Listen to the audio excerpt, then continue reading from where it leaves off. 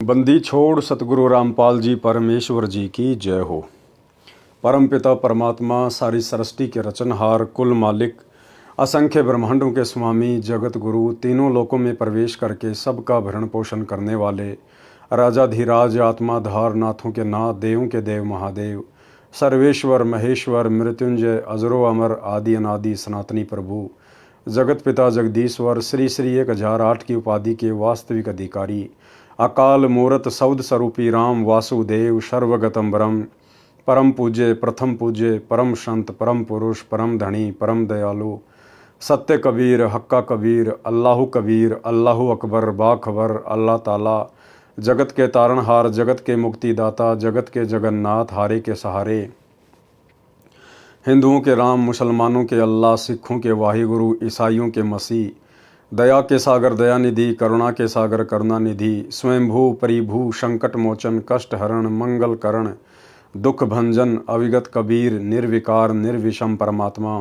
अलय अलेख सतगुरु, आदि अनादि सतगुरु, असली मर्यादा पुरुषोत्तम, असली राम, असली कृष्ण, असली घनश्याम, असली मुरारी, राजाओं के राजा, महाराजाओं के महाराजा, शहंशाहों के शहंशाह, सम्राटों के सम्राट, भगवानों के भगवान, अल्लाहों के अल्लाह, प्रभुओं के प्रभु, मसीहाओं के मसीह, सच्चे वाहिगुरु, बाबाओं के बाबा, पीरों के पीर, सेठों के सेठ, जगत सेठ, सावलसा सेठ, सर्वगुण संपन्न, अनंत कोटि कलाओं के स्वामी, अनंत कोटि ब्रह्मांडों के नायक, योगियों में महायोगी, ध्यानियों में महाध्यानी, सिद्धों में परम सिद्ध, ज्ञानियों में तत्व ज्ञानी, ब्रह्म ज्ञानी, महाज्ञानी, परम ज्ञानी, सर्वश्रेष्ठ ज्ञानी, विज्ञानी, युवा कबीर, समृत कबीर, असंवाद, अमित ओजा, सच्चे रहनुमा, करीम अल्लाह, सुबहान अल्लाह, दुनिया के अंतिम पैगंबर, 8 सितंबर 1951 से गांव धनाना, जिला सोनीपत, हरियाणा, भारतवर्ष की पावन भूमि पर प्रकट रियल कल की भगवान श्री नारायण साकार हरि, श्री बाबा साहिब, शब्द स्वरूपी राम, संत श्रोमणी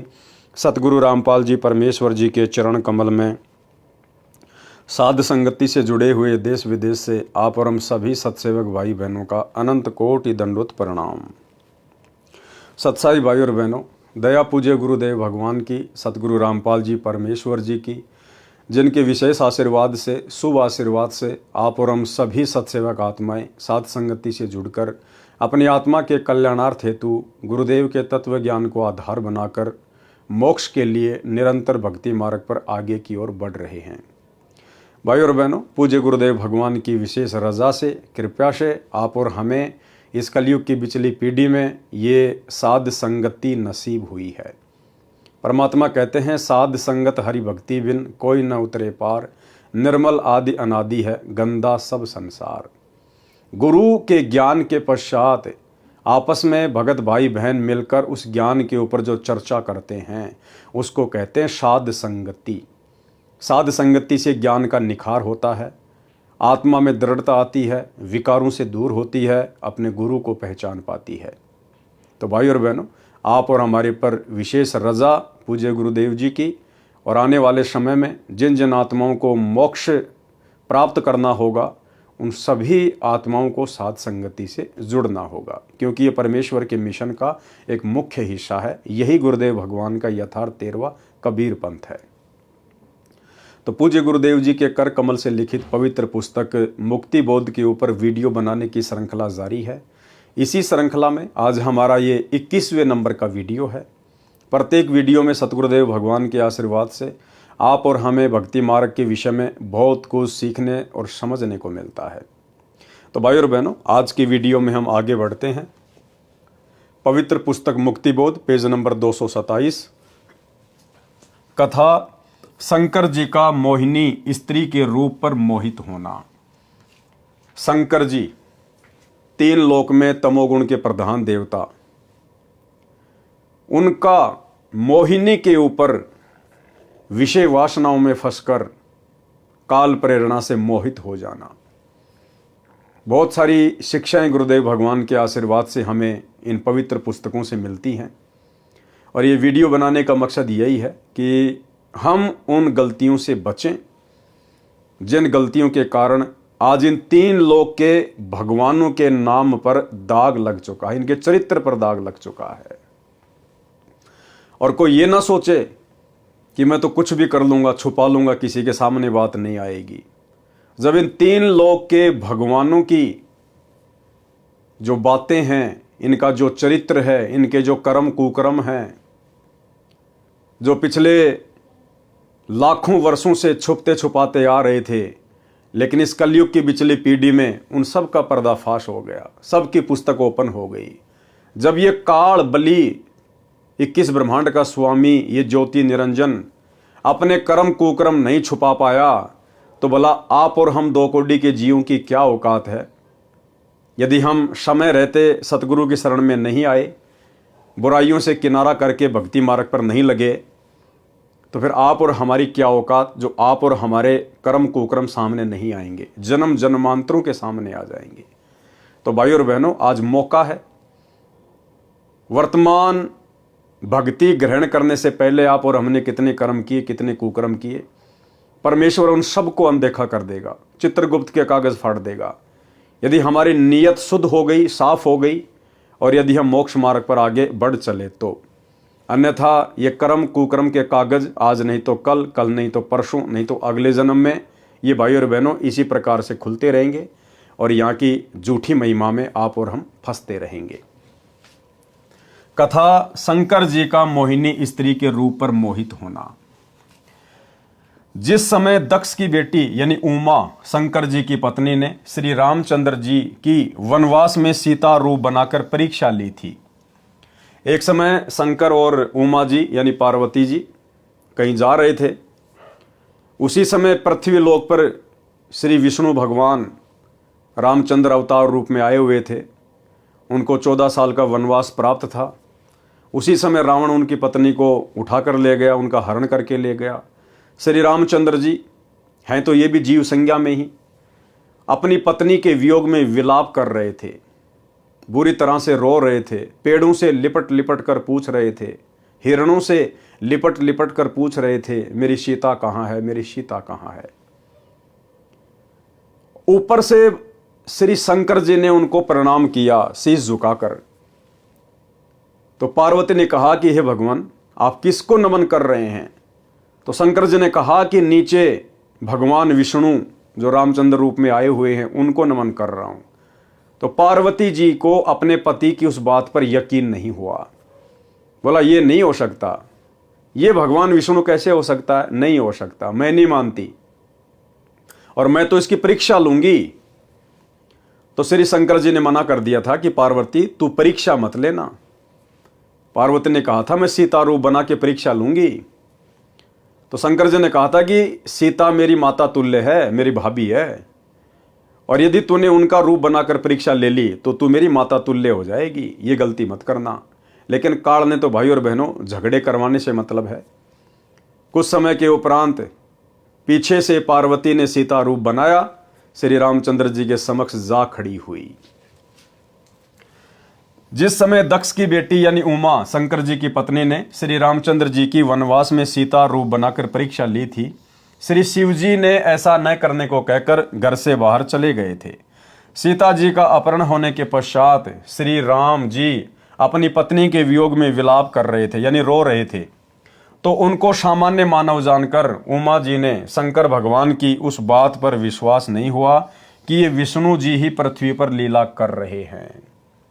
जब उमा जी सीता जी का रूप बनाकर श्री राम जी के पास गई तो वे बोले, हे दक्ष पुत्री माया, भगवान शंकर को कहाँ छोड़ाई। इस बात को श्री राम जी के मुख से सुनकर उमा जी लज्जित हुई और अपने निवास पर आ गई। शंकर जी की आत्मा में प्रेरणा हुई कि उमा ने परीक्षा ली है। शंकर जी ने विश्वास के साथ कहा कि परीक्षा ले आई। उमा जी ने कुछ संकोच करके भय के साथ कहा कि परीक्षा नहीं ली अविनाशी।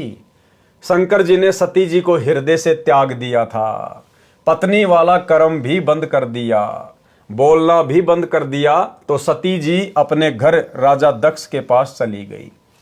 कहने का मतलब भाई और बहनों, जब तक हमें ज्ञान नहीं था हम सोचा करते थे ना जाने ये देवी देवता ब्रह्मा विष्णु महेश कैसे रहते होंगे, कैसे खाते होंगे, कैसे इनके कामकाज होंगे। अब इन कथाओं से गुरुदेव भगवान ने आप और हमारा मोतियाबिंद हटा दिया कि ये भी जीव संज्ञा में है, जीव संज्ञा में। जैसे घर घर में लड़ाई झगड़ा, पति का पत्नी के साथ, सास ससुर के साथ, ऐसा ही वहां पर है। यहां से भी बुरा काम है ऊपर के लोकों में। पार्वती जी अपने पति की बात नहीं मानती है। और जब शंकर जी ने पूछा कि ले आई परीक्षा, तो पार्वती जी ने अपने पति से झूठ बोल दिया, जैसे कि यहां की आम सांसारिक औरतें बोल देती हैं। ऐसे ही पार्वती जी ने भी शंकर जी से झूठ बोल दिया कि नहीं भगवान, मैं परीक्षा लेके नहीं आई। लेकिन शंकर जी को तो पता चल गया काल प्रेरणा से कि ये परीक्षा लेके आई है। उसके बाद शंकर जी अपनी पत्नी से नाराज हो गए, जैसे यहां के लोग छोड़ देते हैं, त्याग देते हैं, तलाक दे देते हैं, शारीरिक संबंध बनाना छोड़ देते हैं।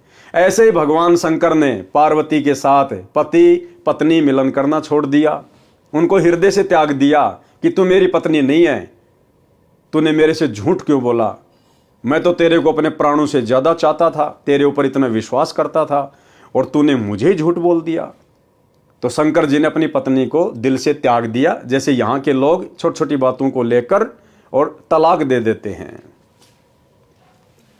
शंकर जी ने सती जी को हृदय से त्याग दिया था, पत्नी वाला कर्म भी बंद कर दिया, बोलना भी बंद कर दिया।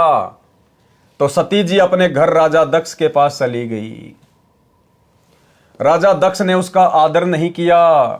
पार्वती का पिता राजा दक्ष, वो पहले से ही उससे नाराज था, क्योंकि पार्वती ने अपनी मर्जी से शंकर जी के साथ में लव मैरिज की थी। लव मैरिज जैसे यहाँ की लड़कियां कर लेती हैं माता पिता की रजामंदी के विरुद्ध, ऐसे ही पार्वती जी ने शंकर जी के साथ शादी कर ली थी।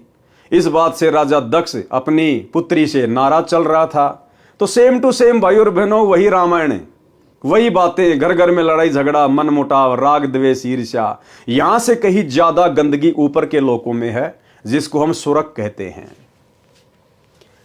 राजा दक्ष ने उसका आदर नहीं किया, क्योंकि उसने शिव जी के साथ विवाह पिता की इच्छा के विरुद्ध किया था। राजा दक्ष ने हवन कर रखा था, हवन कुंड में छलांग लगाकर सती जी ने प्राणांत कर दिया था। अब जिस समय पार्वती यानी सती अपने पिता राजा दक्ष के घर पे गई शंकर जी से नाराज होके, उधर मनमाना आचरण करते हुए शास्त्रों के विरुद्ध हवन यज्ञ शुरू करवा रखा था। एक बड़ा सा हवन तैयार कर रखा था, खड्डा खोद के लकड़ियां डाल रखी थी, पंडित लोग घी के पीपे ठोक रहे थे, स्वाहा, वो स्वतंत्र कर्म था। और नाराज होकर सती उसी में छलांग मार गई कि मैं करवाती हूं तेरा यज्ञ पूर्ण। वही सारी की सारी बातें, ये मनमाना आचरण होता है भाई और बहनों। अगर उस समय राजा दक्ष शास्त्रों के विरुद्ध मनमाना आचरण नहीं कर रहा होता, आप और हम भगत भाई बहनों की तरह यदि उसको तत्व ज्ञान प्राप्त होता, कोई पूर्ण सतगुरु मार्गदर्शक के रूप में प्राप्त होता, तो वो भी जैसे आप और हम प्रतिदिन हवन करते हैं एक दीपक खड़ी बत्ती वाला, उसी प्रकार से करता। उस हवन कुंड वाले यज्ञ से तो लाखों गुना ज्यादा उत्तम उसको लाभ मिलता, और ना उसकी बेटी सती उसमें छलांग मार के मरती। परंतु स्वतंत्र क्रम इस काल में हमारे पीछे लगा रखे हैं 25%, यानी काल ने हमारे को 25% स्वतंत्र कर्मों की छूट दे रखी है कि तुम अपने कर्म बना भी सकते हो और बिगाड़ भी सकते हो। हवन कुंड में छलांग लगाकर सती जी ने प्राणांत कर लिया, यानी अपने प्राणों का अंत कर लिया।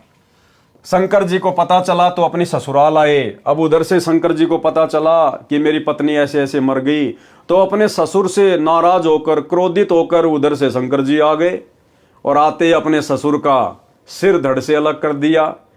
अब बताओ, इन बातों को लेकर यहां का पृथ्वी लोक का मनुष्य भी इतनी जल्दी अपना आपा नहीं खोता, इतना गुस्से में नहीं होता जितना कि भगवान शंकर हो गए। तो सोचिए भाई और बहनों, यहां के मनुष्य ठीक या फिर उनका आचरण ठीक। शंकर जी को पता चला तो अपनी ससुराल आए, राजा दक्ष का सिर काटा, फिर उस पर बकरे का सिर लगाया, अपनी पत्नी के कंकाल को उठाकर 10,000 वर्ष तक उमा उमा करते हुए पागलों की तरह फिरते रहे। भाई और बहनों, आम समाज में आप देख लीजिए, हम जिस गांव नगर मोहल्ले में रहते हैं, अगर किसी की पत्नी मर जाती है, निधन हो जाता है, वो व्यक्ति चिल्लाता नहीं है, रोता नहीं है।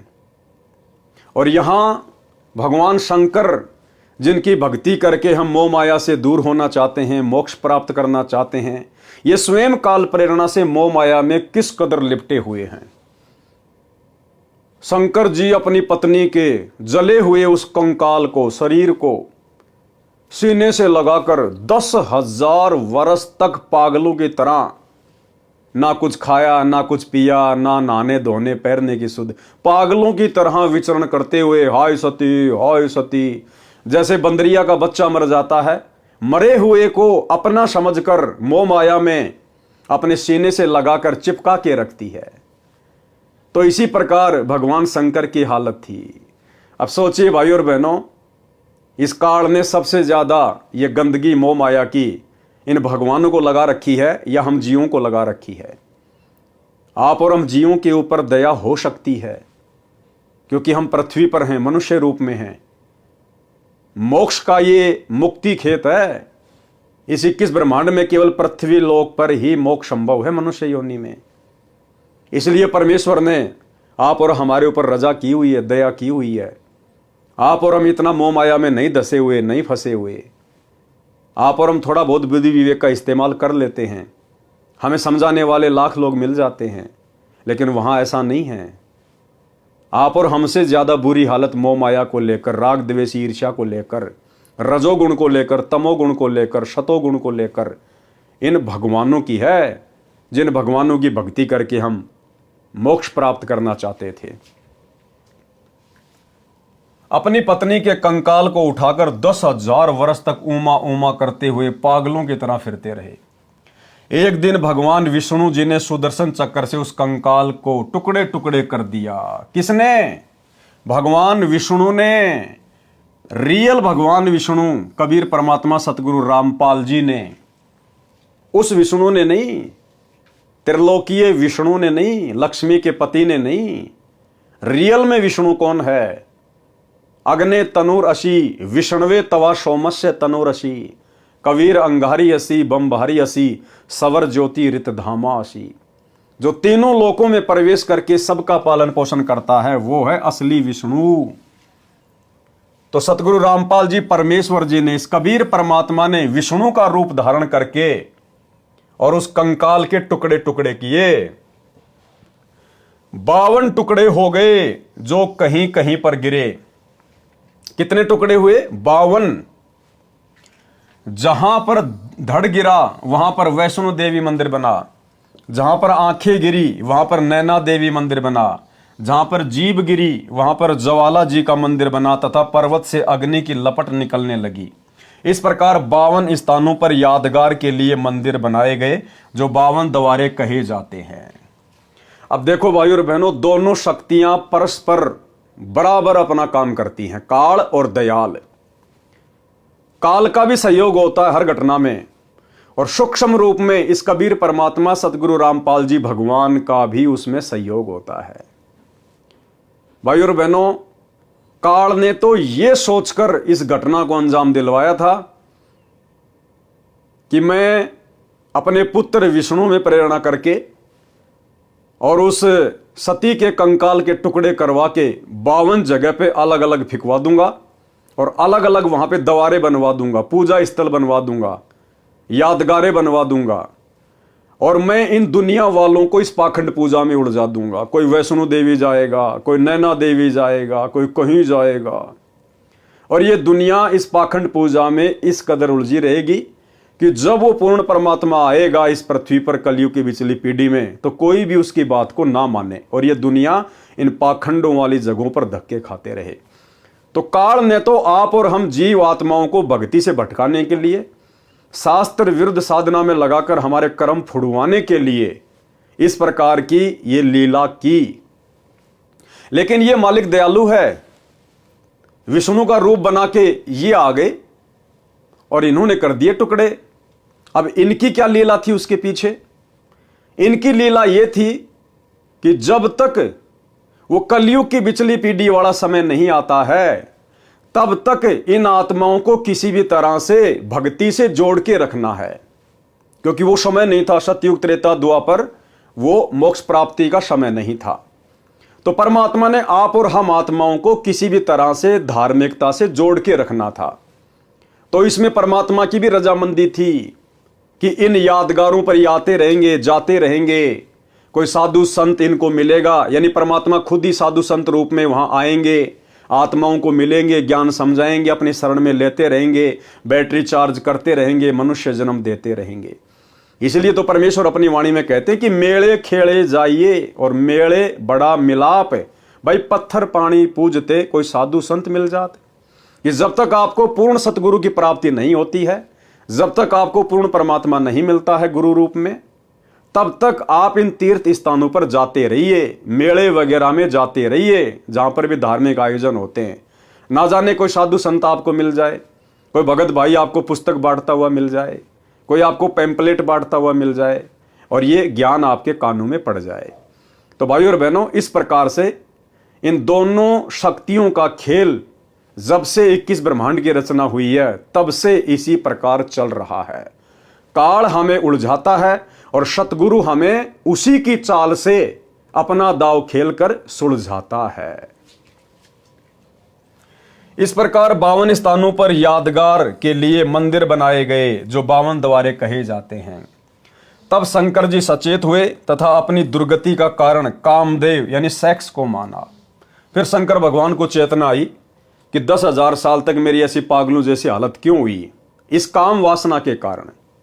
अगर मैं तपस्या करके साधना करके कामदेव के ऊपर विजय प्राप्त कर लूं तो ना रहेगा बांस, ना बजेगी बांसुरी, मैं परेशान नहीं रहूंगा। फिर कामदेव वश हो जाए तो न स्त्री की आवश्यकता हो और न ऐसी परेशानी हो।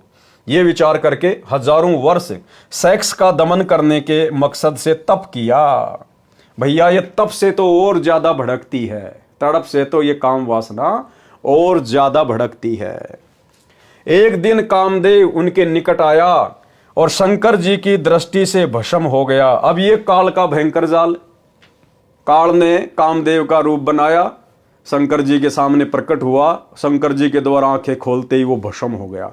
शंकर जी को अभिमान हो गया, घमंड हो गया कि मैंने कामदेव को भस्म कर दिया, मैंने विषय वासनाओं पर विजय प्राप्त कर ली। शंकर जी को अपनी सफलता पर असीम प्रसन्नता हुई। जो भी देव उनके पास आता था तो उससे कहते थे कि मैंने कामदेव को भस्म कर दिया, यानी काम विषय पर विजय प्राप्त कर ली है, मैं कभी किसी सुंदरी से प्रभावित नहीं हो सकता।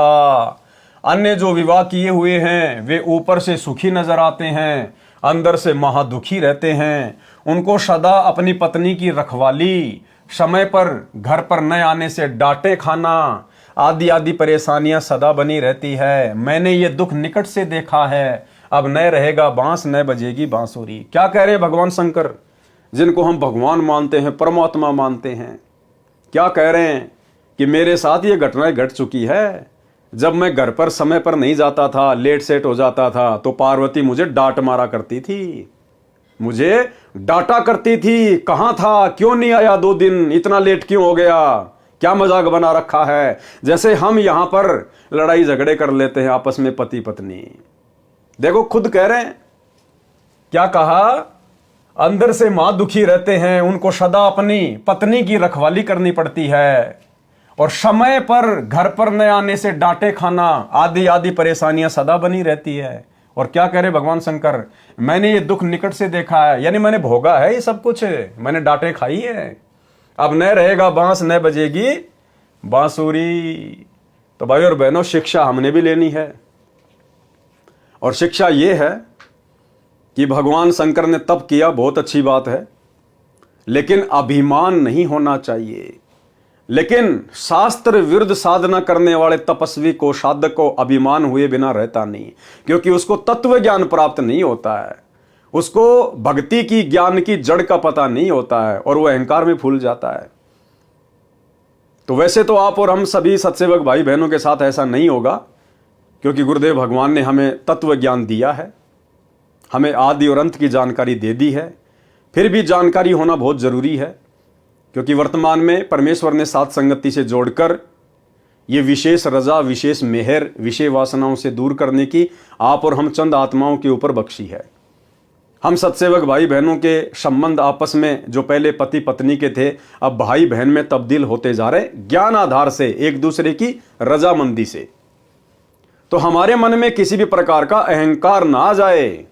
अगर अंश मात्र भी अहंकार आ गया मन में भी कि मैंने विषय वासनाओं पर विजय प्राप्त कर ली, मन में बहुत ज्यादा प्रसन्नता हो रही है, हाँ इस बात को लेकर तो प्रसन्नता हो सकती है कि भगवान आपने दया बख्शी, गुरुदेव हे मालिक मेरा पीछा छुड़वा दिया परमात्मा, पहले मैं बहुत दुखी रहता था मालिक, गंदगी अंदर भरी रहती थी, भक्ति सही से नहीं हो पा रही थी, मेरे भाव नहीं बन पा रहे थे परमात्मा, और जब से आपने दया बख्शी है पूज्य गुरुदेव, हे मालिक मुझे असीम प्रसन्नता है मालिक, मेरी बहुत अच्छी भक्ति चल रही है आपके आशीर्वाद से। यानी बीच में हमने परमात्मा को ही रखना है, क्योंकि गुरुदेव भगवान के आशीर्वाद बिना, इस सत भक्ति बिना, इस पूर्ण परमात्मा सतगुरु रामपाल जी भगवान के आशीर्वाद बिना, इनकी दया दृष्टि कृपा दृष्टि बिना, भाई और बहनों इस विषय वासना के ऊपर कोई कंट्रोल कर लेगा, इस 21 ब्रह्मांड में कोई सोच भी नहीं सकता। शंकर जी का उदाहरण आप लोगों के सामने है, तो फिर आप और हम हैं क्या शंकर जी के सामने? जब उनको काल ने ठग लिया और आज हमें परमात्मा सहज में सफलता दिला रहे हैं, तो ये सफलता आप और हमारी किसी उपलब्धि का नतीजा नहीं है ना, गुरुदेव भगवान का आशीर्वाद है, परमात्मा ने रजा बख्शी है, परमात्मा ने कंट्रोल किया है। हम जीव हैं, हम कुछ नहीं कर सकते, हम तो रिमोट से चलने वाले प्राणी हैं। रिमोट अगर काल के हाथ लग गया तो वो डांस कराएगा, रिमोट अगर सतगुरु के हाथ में आ गया तो ये सतभक्ति करवाएगा। तो अगर हम किसी भी प्रकार की विषय वासनाओं से, बुराइयों से दूर हो रहे हैं, हमारे अंदर जो मलिनता, जो मैल जमा था, यदि वो धीरे धीरे हट रहा है, साफ हो रहा है, तो इसमें आप और हमारा कोई श्रेय नहीं है। सौपन में भी मत सोच लेना कभी कि मैं तो सुबह 4 बजे उठ के भक्ति करता हूँ, मंत्र करता हूँ, आरती करता हूँ, मैं तो हर प्रकार से मर्यादा में हूँ, इसलिए मैं कंट्रोल कर पा रहा हूँ। नहीं भैया, आप चाहे लाख माला करते हो रोजाना, आप चाहे रात को 12 बजे अपना नित्य नियम पूरा कर लेते हो, उसके बावजूद भी आपकी अपनी कोई उपलब्धि नहीं है, आपका कोई श्रेय नहीं है। ये तो सतगुरु जिस पे दया करेगा वही आत्मा इन विषय विकारों से दूर हो सकती है। तो जो जो भाई बहन विषय विकारों से दूर हैं, गुरुदेव के आशीर्वाद से, सौपन में भी कभी घमंड अपने अंदर पैदा मत कर लेना। हाँ, दूसरों को समझाने के लिए लाख बार चर्चा करो कि भैया गुरुदेव के ज्ञान आधार से आप विचार करो, बड़ी मुश्किल से हमें ये कलयुग की पिछली पीढ़ी का समय प्राप्त हुआ है, भगवान ने हमें पैदा किया है, विशेष संयोग बनाया गुरुदेव ने, और भाई भक्ति मार्ग में विषय वासना बाधक हैं, परमात्मा की हजारों वाणियाँ संकेत कर रही हैं। तो भाई इन चीज़ों से हटने का प्रयास करो, गुरुदेव से बारंबार प्रार्थना करो, विनती करो, थोड़ी बहुत हिम्मत तुम भी लेके आओ ज्ञान से अपने अंदर, और इनसे दूर हुए बिना हमारी भक्ति सफल नहीं हो सकती। भग भोग्या भगूप जय, भग से बचा न कोई, जो कोई भग से बचे भगत कहावे सोई। तो हम एक दूसरे को समझा तो सकते हैं, लेकिन हमने विजय प्राप्त कर ली, इसका गुणगान नहीं करना, इसका बखान नहीं करना। अगर बताना भी पड़ जाए तो गुरुदेव को बीच में डाल के कि भाई देखो, दास भी पहले इन्हीं विषय विकारों में धसा हुआ था, और भाई गुरुदेव की रजा हुई, बहुत विशेष मेहर हुई पूज्य गुरुदेव की, परमात्मा ने दास के ऊपर रजा बख्शी, मेहर बख्शी, दास को मालिक ने दूर किया। इस प्रकार से हमने अपनी बातों को दूसरे के सामने रखना है, अहंकार वश नहीं। काल ब्रह्म को चिंता बनी कि यदि सब इस प्रकार स्त्री से घृणा करेंगे तो संसार का अंत हो जाएगा, मेरे लिए 1 लाख मानव का आहार कहां से आएगा। ठीक इसी प्रकार वर्तमान में ये काल, क्योंकि मन इसका एजेंट है, सारी ईमेल, सारे समाचार, सारे मैसेज, हमारे जीवन में जो भी कुछ घटित हो रहा है, ये उसका फैक्स भेजता रहता है काल को कि ये आत्माएं तेरे जाल से बाहर निकलने का प्रयास कर रही है, भाई देख लेना, मैंने तो तेरे को मैसेज दे दिया है। तो ये काल हर प्रकार से भाई और बहनों हमें उसी गंदगी में धकेलने का प्रयास करेगा। हम जिन जिन बुराइयों से दूर हटते जाएंगे गुरुदेव के आशीर्वाद से, काल जबरदस्ती उन्हीं बुराइयों को हमारे सामने पेश करेगा, ना चाहते हुए भी ऐसे ऐसे सीन दिखा देगा। मोबाइल में हम तो सत्संग सुनने के लिए ओपन करेंगे, अचानक से ऐड आ जाएगा, अर्धनगर लड़कियां डांस कर रही हैं। हम कहीं बाहर मार्केट में जा रहे हैं, अचानक से मैं माता बहनों का कोई ऐसा सीन दिखा देगा, कोई बेचारी बाथरूम करने के लिए बैठी है, अचानक से हमारी नजर जाएगी ना चाहते हुए भी। तो ये जबरदस्ती काल हमारे सामने इस प्रकार के दृष्टांत पेश करेगा, क्योंकि ये चाहता कि वापस इसके अंदर वही मैल आ जाए। लेकिन अब गुरुदेव ने हमें वो ज्ञान दे दिया, वो तत्व ज्ञान दे दिया, मूल ज्ञान दे दिया। पहली नजर तो हमारी कहीं भी जा सकती है, उसमें हमारा दोष नहीं है। लेकिन अगर हमें पता चल गया कि ये जो नजर गई है ये गलत जगह पे गई है, हमने दोबारा अपनी तरफ से नजर वहां नहीं दौड़ानी। अगर हमने फिर से नजर वहीं पे टिका दी तो फिर भाई और बहनों वो शैतान की नजर है। कहते हैं पहली नजर इंसान की, दूसरी नजर शैतान की। तो हमने फिर उन चीजों को अनदेखा कर देना है कि भैया ये काल प्रेरणा है। गुरुदेव ने सत्संगों में यही तो बताया, यही तो समझाया। ये जबरदस्ती हमारे सामने इस प्रकार के दृश्य पेश करेगा हमें विचलित करने के लिए।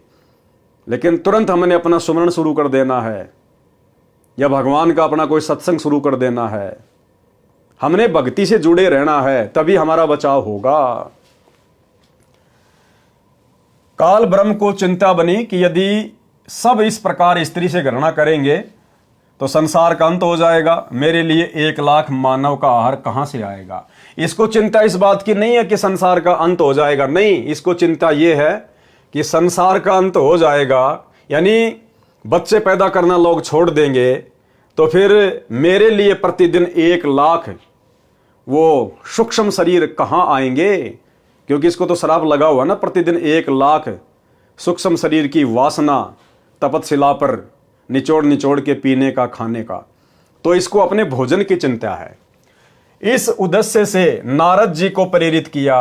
एक दिन नारद मुनि जी आए, उनके सामने भी अपनी कामदेव पर विजय की कथा सुनाई। नारद जी ने भगवान विष्णु को यथावत सुनाई। श्री विष्णु जी को काल ब्रह्म ने प्रेरणा की, भाई की परीक्षा करनी चाहिए कि ये कितने खरे हैं। काल ब्रह्म की प्रेरणा से एक दिन शिव जी विष्णु जी के घर के आंगन में आकर बैठ गए। सामने बहुत बड़ा फलदार वृक्षों का बाग था। भिन्न भिन्न प्रकार के फूल खिले थे, बसंत जैसा मौसम था। श्री विष्णु जी शिव जी के पास बैठ गए, कुशल मंगल जाना। फिर विष्णु जी ने पूछा, सुना है कि आपने काम पर विजय प्राप्त कर ली है। शिव जी बोले, हाँ, मैंने कामदेव का नाश कर दिया है। ये नहीं कहा कि मैंने परमेश्वर की रजा से, उनके आशीर्वाद से तप करके, भक्ति करके और इस कामदेव पर विजय प्राप्त की है। सीधा क्या कहा, हाँ, मैंने कामदेव पर विजय प्राप्त कर ली है। कुछ देर बाद शिव जी के मन में प्रेरणा हुई कि भगवान, मैंने सुना है कि सागर मंथन के समय आप जी ने मोहिनी रूप बनाकर राक्षसों को आकर्षित किया था। आप उस रूप में कैसे लग रहे थे, मैं देखना चाहता हूं। पहले तो बहुत बार विष्णु जी ने मना किया, परंतु शिव जी के हट के सामने स्वीकार किया और कहा कि कभी फिर आना, आज मुझे किसी आवश्यक कार्य से कहीं जाना है। यह कहकर विष्णु जी अपने महल में चले गए। अब विष्णु जी तो अपने महल में चले गए, अब पीछे से कबीर परमेश्वर सतगुरु रामपाल जी भगवान ने फिर मोहिनी का रूप धारण किया। मोहिनी का रूप धारण है, क्योंकि भाई और बहनों, हम सब इसी की आत्मा है और आत्मा में यदि अहंकार आ गया तो ये परमात्मा उसको चकनाचूर किए बिना छोड़ता नहीं है। और आज एक उदाहरण पेश करना था परमात्मा ने कि काल प्रेरणा क्या होती है।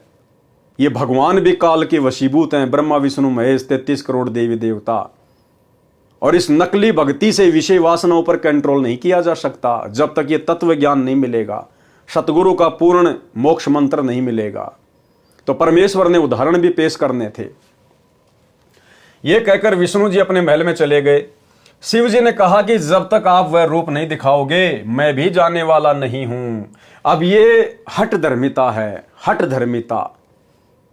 अब देखो, ये बच्चों जैसी बात काल प्रेरणा से शंकर जी कर बैठे कि जब तक आप अपना वो रूप नहीं दिखाओगे मैं भी यहां से नहीं जाने वाला।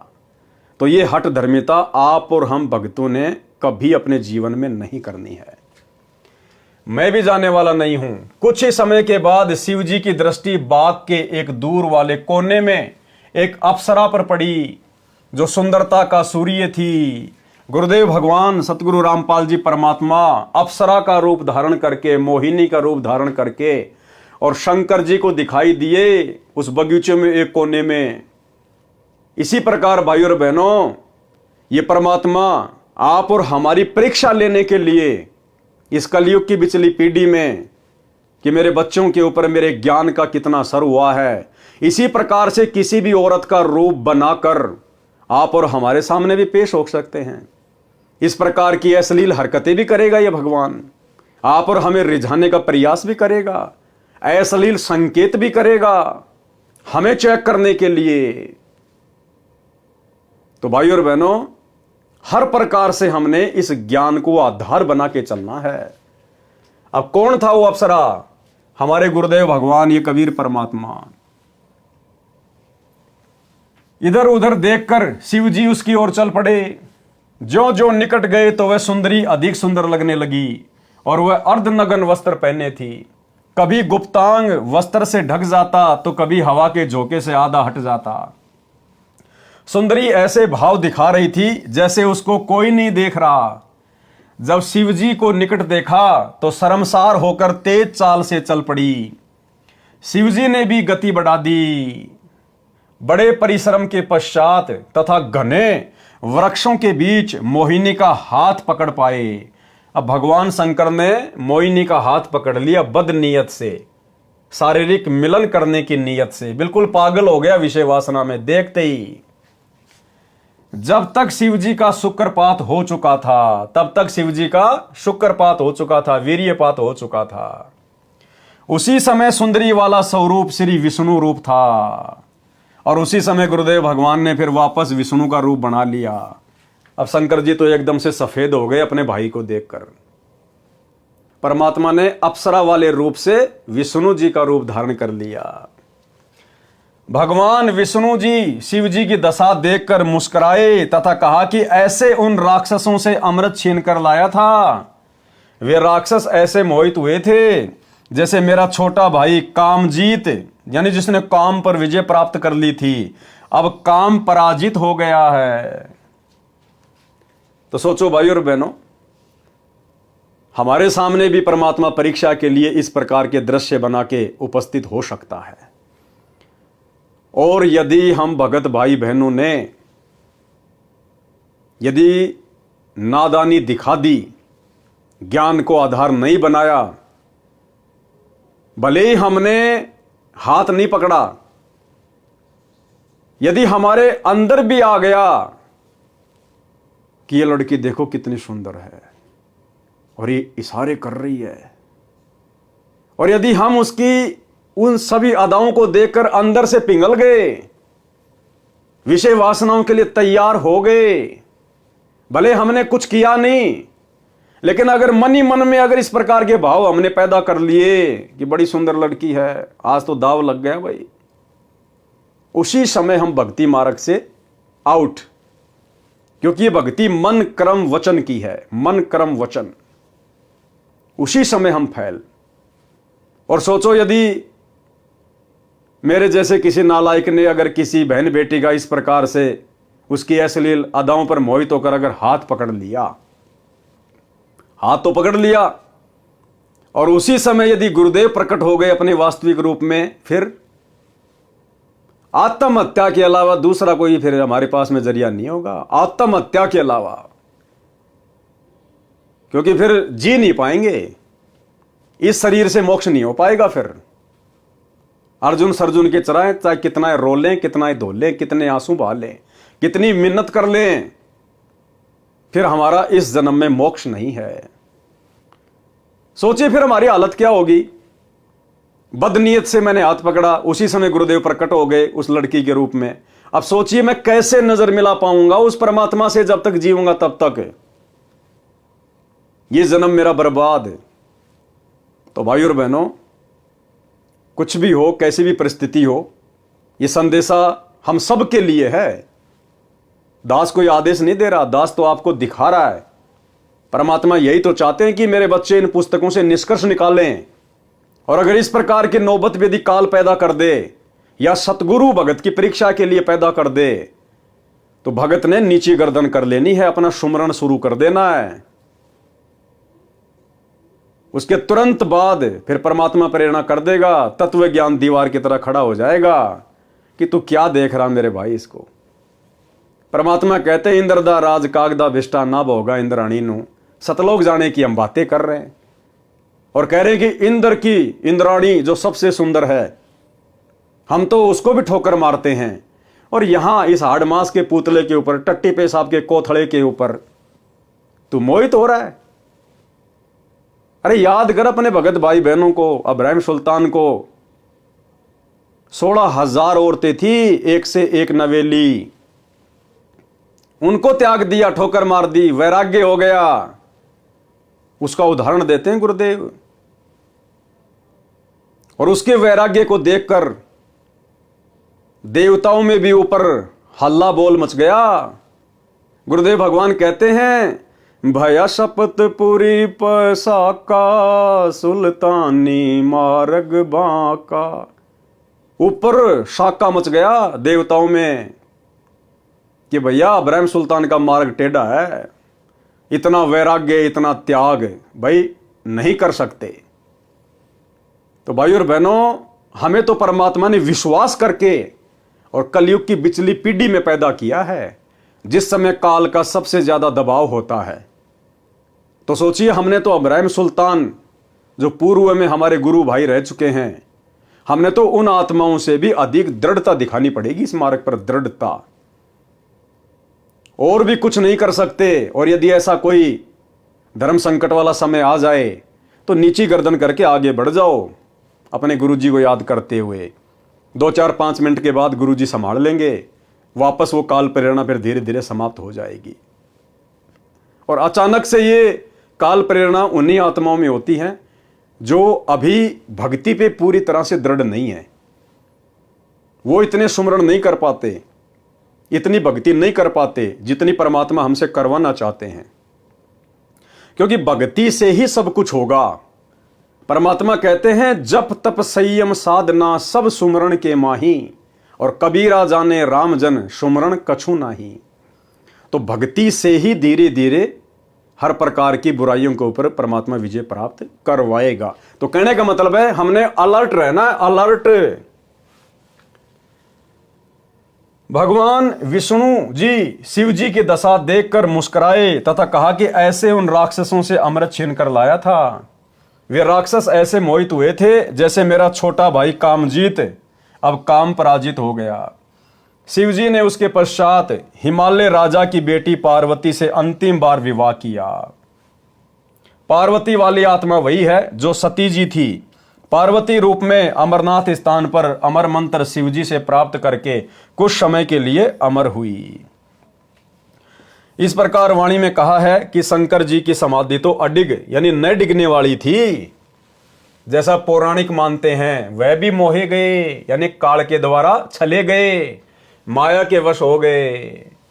वाणी नंबर 140 में बताया है कि भगवान शिव की पत्नी पार्वती तीनों लोकों में सबसे सुंदर स्त्रियों में से एक है। शिव राजा ऐसी सुंदर पत्नी को छोड़कर मोहिनी स्त्री के पीछे चल पड़े। पहले 88,000 वर्ष तप किया, फिर लाख वर्ष तक तप किया सेक्स पर विजय पाने के लिए, और भ्रम भी था कि मैंने काम जीत लिया, लेकिन फिर हार गया। पारक के अंक की वाणी नंबर 145। गरीब कृष्ण गोपी का भोग कर फेर जति कहलाया, या की गति पाई नहीं ऐसे त्रिभुवन राया। सरलार्थ, श्री कृष्ण जी के विषय में श्रीमद् भागवत सुधा सागर में प्रमाण है कि श्री कृष्ण मथुरा वृंदावन की गोपियों यानी गोपों की स्त्रियों के साथ संभोग यानी सेक्स किया करते थे। वे फिर भी जति कहलाए। जति कौन होता है? अपनी स्त्री के अतिरिक्त अन्य की स्त्री से कभी संभोग न करने वाला या पूर्ण रूप से ब्रह्मचारी को जति कहते हैं। उसका भेद ही नहीं पाया। ऐसे ये 3 लोक के मालिक श्री कृष्ण के अंदर प्रवेश करके काल ब्रह्म गोपियों से सेक्स करता था। स्त्रियों को तो श्री कृष्ण नजर आता था, काल ब्रह्म सब कार्य गुप्त करता है। तो भाई और बहनों, वर्तमान में यदि इस काल ब्रह्म की ऐसी गुप्त षड्यंत्रकारी लीलाओं से कोई बच सकता है तो केवल सतगुरु का भगत क्योंकि सतगुरु के शब्द में, सतगुरु के ज्ञान में वो शक्ति है। अगर मर्यादा में रहेंगे तो ये निकट नहीं आएगा। वाणी नंबर 142 से 144। गरीब यो बीजक विस्तार है, मन की झाल किलोल, पुत्री ब्रह्मा देख कर हो गए डामाडोल। ब्रह्मा जी भी इसके सामने नहीं टिक पाए। गरीब दे तजी दुनिया तजी, शिव सिर मारी थाप, ऐसे ब्रह्मा पिता के काम लगाया पाप। गरीब फेर कल्प करुणा कैरी, ब्रह्मा पिता शुभान, स्वर्ग शमूल जिहान में यो मन है शैतान। यानी विचार करने की बातें हैं भाई और बहनों। यदि हम वर्तमान में इन विषय विकारों से दूर हटकर भक्ति कर पा रहे हैं तो यह कितनी बड़ी रजा है आप और हमारे ऊपर। हमें विश्वास होना चाहिए कि हम समर्थ शक्ति की शरण में हैं। जिन विषय विकारों से दूर इस काल ने भगवान शंकर को नहीं होने दिया, ब्रह्मा जी को नहीं होने दिया, विष्णु जी को नहीं होने दिया, उनकी दुर्गति रखी। आज उनके चरित्र पर दाग लगा हुआ है, पुराण भरे पड़े हैं उनकी जीवन लीला से। और आप और हम इस कलयुग की बिचली पीढ़ी में जिस समय विषय विकारों की वैसे यहां पर आग लगी हुई है, और उस आग में यदि हमें बर्फ जैसी शीतलता प्राप्त हो रही है तो हम भगतों की औकात नहीं, हम जीवों की औकात नहीं है। परमात्मा कहते हैं सिर पर साईं सत्य है, फिर तोकू क्या भय रे। ये समर्थ साई सतगुरु रामपाल जी भगवान, अगर इनका साथ आप और हमारे साथ ना हो, चाहे आप संकल्प दीक्षा में हो, चाहे आपने मंत्र दीक्षा ले रखी है, और यदि आप विषय वासनाओं से दूर होकर भाई बहन के रिश्ते कायम करके यदि आप भक्ति कर पा रहे हैं तो भाई और बहनों ये भूल मत कर देना कि मैंने ज्ञान को समझकर या मेरे कोई पिछले संस्कार मजबूत हैं जिस कारण से मैं विषय विकारों से दूर होकर भक्ति कर रहा हूं। देखो, आप चाहे संकल्प में है चाहे नाम दीक्षा में है, परमात्मा कहते हैं जिस दिन ये आत्मा इस ज्ञान को समझकर और सतगुरु को अपना बाप मान लेती है, अपना पिता मान लेती है, अन्य आन उपासना छोड़ देती है, उसी समय ये परमात्मा उस आत्मा को काल के जाल से बाहर निकालकर अपने पाड़े में खड़ा कर लेता है, भले किसी कारण से उसको नाम दीक्षा भी प्राप्त नहीं है। तो ये नहीं सोचना चाहिए कि मैंने तो संकल्प कर रखा है, मेरे ऊपर तो गुरु जी की दया नहीं होगी। अगर गुरु जी की दया नहीं हो तो आप संकल्प ले ही नहीं सकते, और ले लिया तो आप 1 महीने से ज्यादा उसको निभा नहीं सकते। और उसके बावजूद भी यदि परमेश्वर ने हमारे ऊपर इतनी बड़ी दया कर रखी विषय वासनाओं को लेकर, अन्य नियम मर्यादाओं को लेकर, तो सतगुरु जी ने हमें अपने हाथों पे उठा रखा, हाथों पे। हाँ, अपने गलती से नीचे गिरेंगे तो भाई फिर तो देखो काल तैयार बैठा कुत्ते की तरह पिंडी पाड़ने के लिए। सरलार्थ, एक समय ब्रह्मा जी देवताओं तथा ऋषियों को वेद ज्ञान समझा रहे थे, मन तथा इंद्रियों पर संयम रखने पर जोर दे रहे थे। ब्रह्मा जी की बेटी सरस्वती पति चुनने के लिए अपने पिता की सभा में गई, जिसमें युवा देवता तथा ऋषि विराजमान थे। उनको आकर्षित करने के लिए सब श्रृंगार करके सज धज कर गई थी। अब देखो, ब्रह्मा जी की पुत्री का भी मनमाना आचरण, स्वतंत्र कर्म। और भाई और बहनों, कोई भी आत्मा 21 ब्रह्मांड में यदि स्वतंत्र कर्मों का नाजायज दुरुपयोग करेगी तो उसको सजा भोगनी पड़ेगी। खुद के कर्म फूटेंगे, साथ में दूसरे की फुड़वाएगी। अब यदि ब्रह्मा जी की पुत्री सरस्वती यह शास्त्र विरुद्ध मनमाना आचरण, सजना धजना, 16 प्रकार के श्रृंगार करना, पर पुरुषों को आकर्षित करने के लिए, रिझाने के लिए, अगर वो इस प्रकार से ये ढोंग पाखंड करके सभा में ना जाती तो बेचारे ब्रह्मा जी भी अपने कर्म फुड़वाने से, अपने चरित्र पर दाग लगवाने से बच जाते। लेकिन सरस्वती का मनमाना आचरण, स्वतंत्र कर्मों का नाजायज दुरुपयोग, साथ में अपने पिता की भी जग में बदनामी करवा दी। अपनी पुत्री की सुंदरता देखकर काम यानी सेक्स के वश होकर, संयम खोकर, विवेक का नाश करके अपनी बेटी से संभोग यानी सेक्स करने को उतारू हो गया था। अब बताओ, इस काल ने ब्रह्मा जी को नहीं छोड़ा। यानी इस पृथ्वी लोक की, स्वर्ग लोक की और ये पाताल लोक की सृष्टि ब्रह्मा जी से शुरू करवाई है काल ने। यानी ब्रह्मा जी को तीनों लोकों का प्रजापति कहा जाता है। अब जब यहाँ के प्रजापति की, ब्रह्मा जी की ये हालत है, दूसरों को उपदेश दे रहा है, वेद पढ़ा रहा है, और भरी सभा में काल प्रेरित हो गया, काम प्रेरित हो गया, और सभी देवताओं के सामने अपनी ही बेटी की पीछे से बांध भर ली सेक्स करने के लिए। तो भाई और बहनों, आप और हम 2 कोटि के जीवों को भला ये कैसे छोड़ सकता है काल। लेकिन यदि वर्तमान में हम इसकी पहुंच से दूर हैं तो इसमें हमारा कोई श्रेय नहीं है। पूज्य गुरुदेव भगवान की रजा, इनकी दया, इनकी मेहर है। ब्रह्मा पाप के भागी बने, मन तो कबीर परमात्मा की भक्ति तथा तत्व ज्ञान से काबू में आता है। मन यानी काल कैसे आता है काबू में? मन तो कबीर परमात्मा की भक्ति। तो आज हम भक्ति किसकी कर रहे हैं? अपने गुरुजी की। तो गुरुजी कौन हुए? कबीर परमात्मा। मन तो कबीर परमात्मा की भक्ति तथा तत्व ज्ञान से काबू में आता है। आज तत्व ज्ञान कौन दे रहा है? गुरुदेव भगवान। तो कौन हुए हमारे गुरुदेव? स्वयं कबीर परमात्मा। वाणी नंबर 146। गरीब बाण लगाया बा लिया, प्रभास क्षेत्र के माही, सूक्ष्म देही सुरग गए, यहाँ कुछ बिछरिया नाही। सरलार्थ, श्री कृष्ण जी के पैर में बालिया नामक शिकारी ने तीर मारा। श्री कृष्ण जी की मृत्यु हो गई, परंतु सूक्ष्म शरीर सहित स्वर्ग चला गया। वाणी नंबर 147 से 149। गरीब दुर्वासा कोपे तहां, समझ न आई नीच, 56 कोटि यादव कटे, मची रुधिर की कींच। गरीब गुद्दड़ गर्भ बनाए कर, कीनी बहुत मजाक, डरिए साईं संत से, सुखदेव बोले शाख। गरीब 10,000 पुत्र कटे, गोपी काव्यो लूटी, गणिका चढ़ी विमान में, भाव भक्ति से छूटी। अब देखो यहां परमात्मा ने हमें 2 शिक्षा दी हैं। सबसे पहली शिक्षा, हम संत बन गए, भगत बन गए।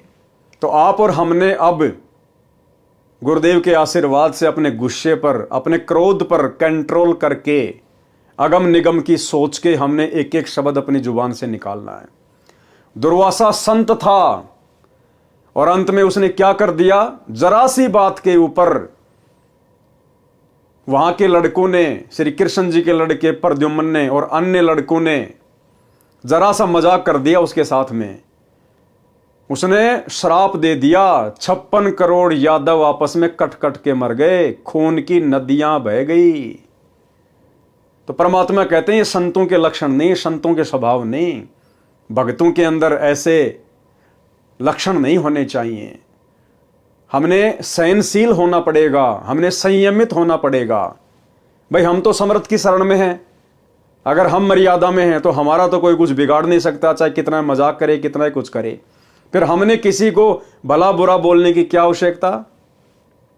दूसरी शिक्षा यह है कि साधु संतों के साथ में अनर्गल मजाक भी नहीं करना चाहिए। मजाक तो करना ही नहीं चाहिए।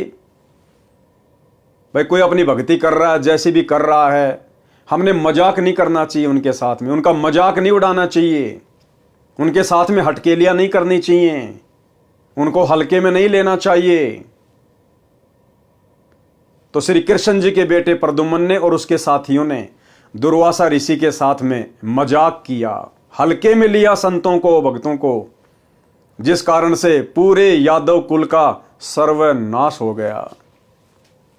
सरलार्थ, एक समय दुर्वासा ऋषि द्वारिका नगरी के पास वन में आकर ठहरा, धूणा अग्नि लगाकर तपस्या करने लगा। दुर्वासा ऋषि श्री कृष्ण जी के आध्यात्मिक गुरु थे। ऋषि संदीपनी जी श्री कृष्ण जी के अक्षर ज्ञान करवाने वाले शिक्षक यानी गुरु थे। श्री कृष्ण जी के 2 गुरु थे, एक संदीपनी और एक दुर्वासा जी। संदीपनी जी ने केवल उनको अक्षर ज्ञान करवाया, उनको पढ़ना लिखना सिखाया, और दूसरे दुर्वासा ऋषि, उन्होंने आध्यात्मिक ज्ञान दिया, भक्ति का मार्ग बताया। दुर्वासा जी की ख्याति चारों ओर द्वारिका नगरी में फैल गई कि ऐसे पहुंचे हुए ऋषि हैं, भूत भविष्य तथा वर्तमान की सब जानते हैं। द्वारिका के निवासी श्री कृष्ण से अधिक किसी भी ऋषि व देव को नहीं मानते थे। उनको अभिमान था कि हमारे साथ श्री कृष्ण हैं, कोई भी देव ऋषि व साधु हमारा कुछ नहीं बिगाड़ सकता। और यही अभिमान बरवाला कांड 2014 में सतलोक आश्रम मैनेजमेंट हरियाणा को ले डूबा, गुरुदेव के बेटा बेटी भाई बंधु रिश्तेदारों को ले डूबा। अहंकार में आ गए कि हमारे साथ तो गुरुजी हैं, हमारा भला कौन क्या बिगाड़ देगा। हमारे साथ तो लाखों की संगत है, कमांडो बन के मरने मारने के लिए तैयार हैं।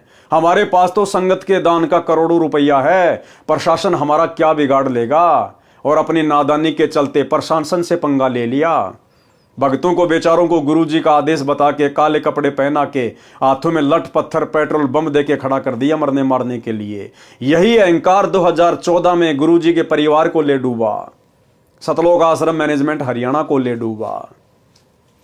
उनको अभिमान था कि हमारे साथ श्री कृष्ण हैं, कोई भी देव ऋषि व साधु हमारा कुछ नहीं बिगाड़ सकता। श्री कृष्ण को सर्वशक्तिमान मान रखा था। द्वारिका के नौजवानों को शरारत सूझी, आपस में विचार किया कि साधु लोग ढोंगी होते हैं, इनकी पोल खोलनी चाहिए, चलो दुर्वासा ऋषि की परीक्षा लेते हैं। श्री कृष्ण के पुत्र प्रद्युम्न ने गर्भवती स्त्री का स्वांग धारण किया, पेट के ऊपर छोटा कड़ाहा बांधा, उसके ऊपर रुई लोगड़ रखकर वस्त्र बांधकर स्त्री के कपड़े पहना दिए, उसका एक पति बना लिया। 7-8 नौजवान यादव उनके साथ दुर्वासा के डेरे में गए और प्रणाम करके निवेदन किया कि ऋषि जी, आपका बहुत नाम सुना है कि आप भूत भविष्य तथा वर्तमान की जानते हैं। ये पति पत्नी हैं, इनके विवाह के 12 वर्ष बाद परमात्मा ने संतान की आशा पूरी की है। ये जानना चाहते हैं कि गर्भ में लड़का होगा या लड़की। ये जानने के लिए उतावले हो रहे हैं, कृपया बताने का कष्ट करें। ये मजाक भक्तों को शोभा नहीं देता। गुरुदेव भगवान कहते हैं, तीर कमान से और बात जुबान से एक बार निकल गई वापस नहीं आती है। इसलिए भक्तों ने बहुत सोच समझकर शब्द अपनी जिह्वा से निकालने चाहिए। सुनिए छोटा सा सत्संग। अब वही तो बात है ना, कहते हैं तीर कमान से और वचन जुबान से निकलने के बाद वो वापस नहीं आता। तो सोच समझ कर हमने हर क्रिया बोल चाल करनी चाहिए। और भाई और बहनों, परमात्मा ने महाभारत का जिक्र करते हुए बताया कि एक छोटे से मजाक के कारण द्रौपदी ने अपना देवर समझकर दुर्योधन के साथ छोटा सा मजाक किया था कि अंधों की संतान अंधी होती है। और उस एक शब्द ने महाभारत करवा दी, महाभारत। तो हम भक्तों ने इस भक्ति मार्ग पर, विशेषकर वर्तमान में हम सत्सेवक भाई बहनों ने बहुत ही सोच समझ के इन शब्दों का प्रयोग करना है। दुर्वासा ऋषि ने ध्यान लगाकर देखा तो सब समझ में आ गया। क्रोध में भरकर बोला, बताऊं क्या होगा। सबने एक स्वर में कहा कि हाँ ऋषि जी बताओ। दुर्वासा बोला कि इस गर्भ से यादव कुल का नाश होगा। यानी दुर्वासा जैसे क्रोधी भी ना हो भगत, इतने उतावले भी ना हो, अगम निगम की सोच के विचार करना चाहिए। बच्चों ने मजाक कर दिया, क्या हो गया, क्या बिगड़ गया भाई। साधु संतों में तो सहनशीलता होती है, साधु संत तो समावान होते हैं। लेकिन दुर्वासा के अंदर वो चीज नहीं थी, वो काल प्रेरित था, उसको तत्व ज्ञान नहीं था, उसका गुरु कोई तत्वदर्शी नहीं था, उसको कोई सही मार्गदर्शन देने वाला नहीं था, केवल अपने पूर्व जन्म की बैटरी को, अपनी भक्ति को खर्च कर रहा था। दुर्वासा बोला कि इस गर्भ से यादव कुल का नाश होगा, चले जाओ यहां से। सब भाग लिए। गांव में बुद्धिमान बुजुर्गों को पता चला कि बच्चों ने ऋषि दुर्वासा के साथ मजाक कर दिया। ऋषि ने यादव कुल का नाश होने का श्राप दे दिया है, जुल्म हो गया, सब मरेंगे, अब क्या उपाय किया जाए। सब मिलकर अपने गुरु तथा राजा श्री कृष्ण जी के पास गए तथा सब हाल कह सुनाया। अब यहां पर श्री कृष्ण जी की समर्थता भी सामने आ जाएगी। वो कितने 3 लोक के भगवान थे, कितने सर्वशक्तिमान थे। एक दुर्वासा ऋषि के श्राप को नहीं काट पाए, बदल नहीं पाए, अपने यादव कुल को नहीं बचा पाए, अपने रिश्तेदारों को नहीं बचा पाए, अपने खुद के पुत्रों को, अपनी औरतों को नहीं बचा पाए। सबका सर्वनाश हो गया दुर्वासा ऋषि के श्राप के कारण।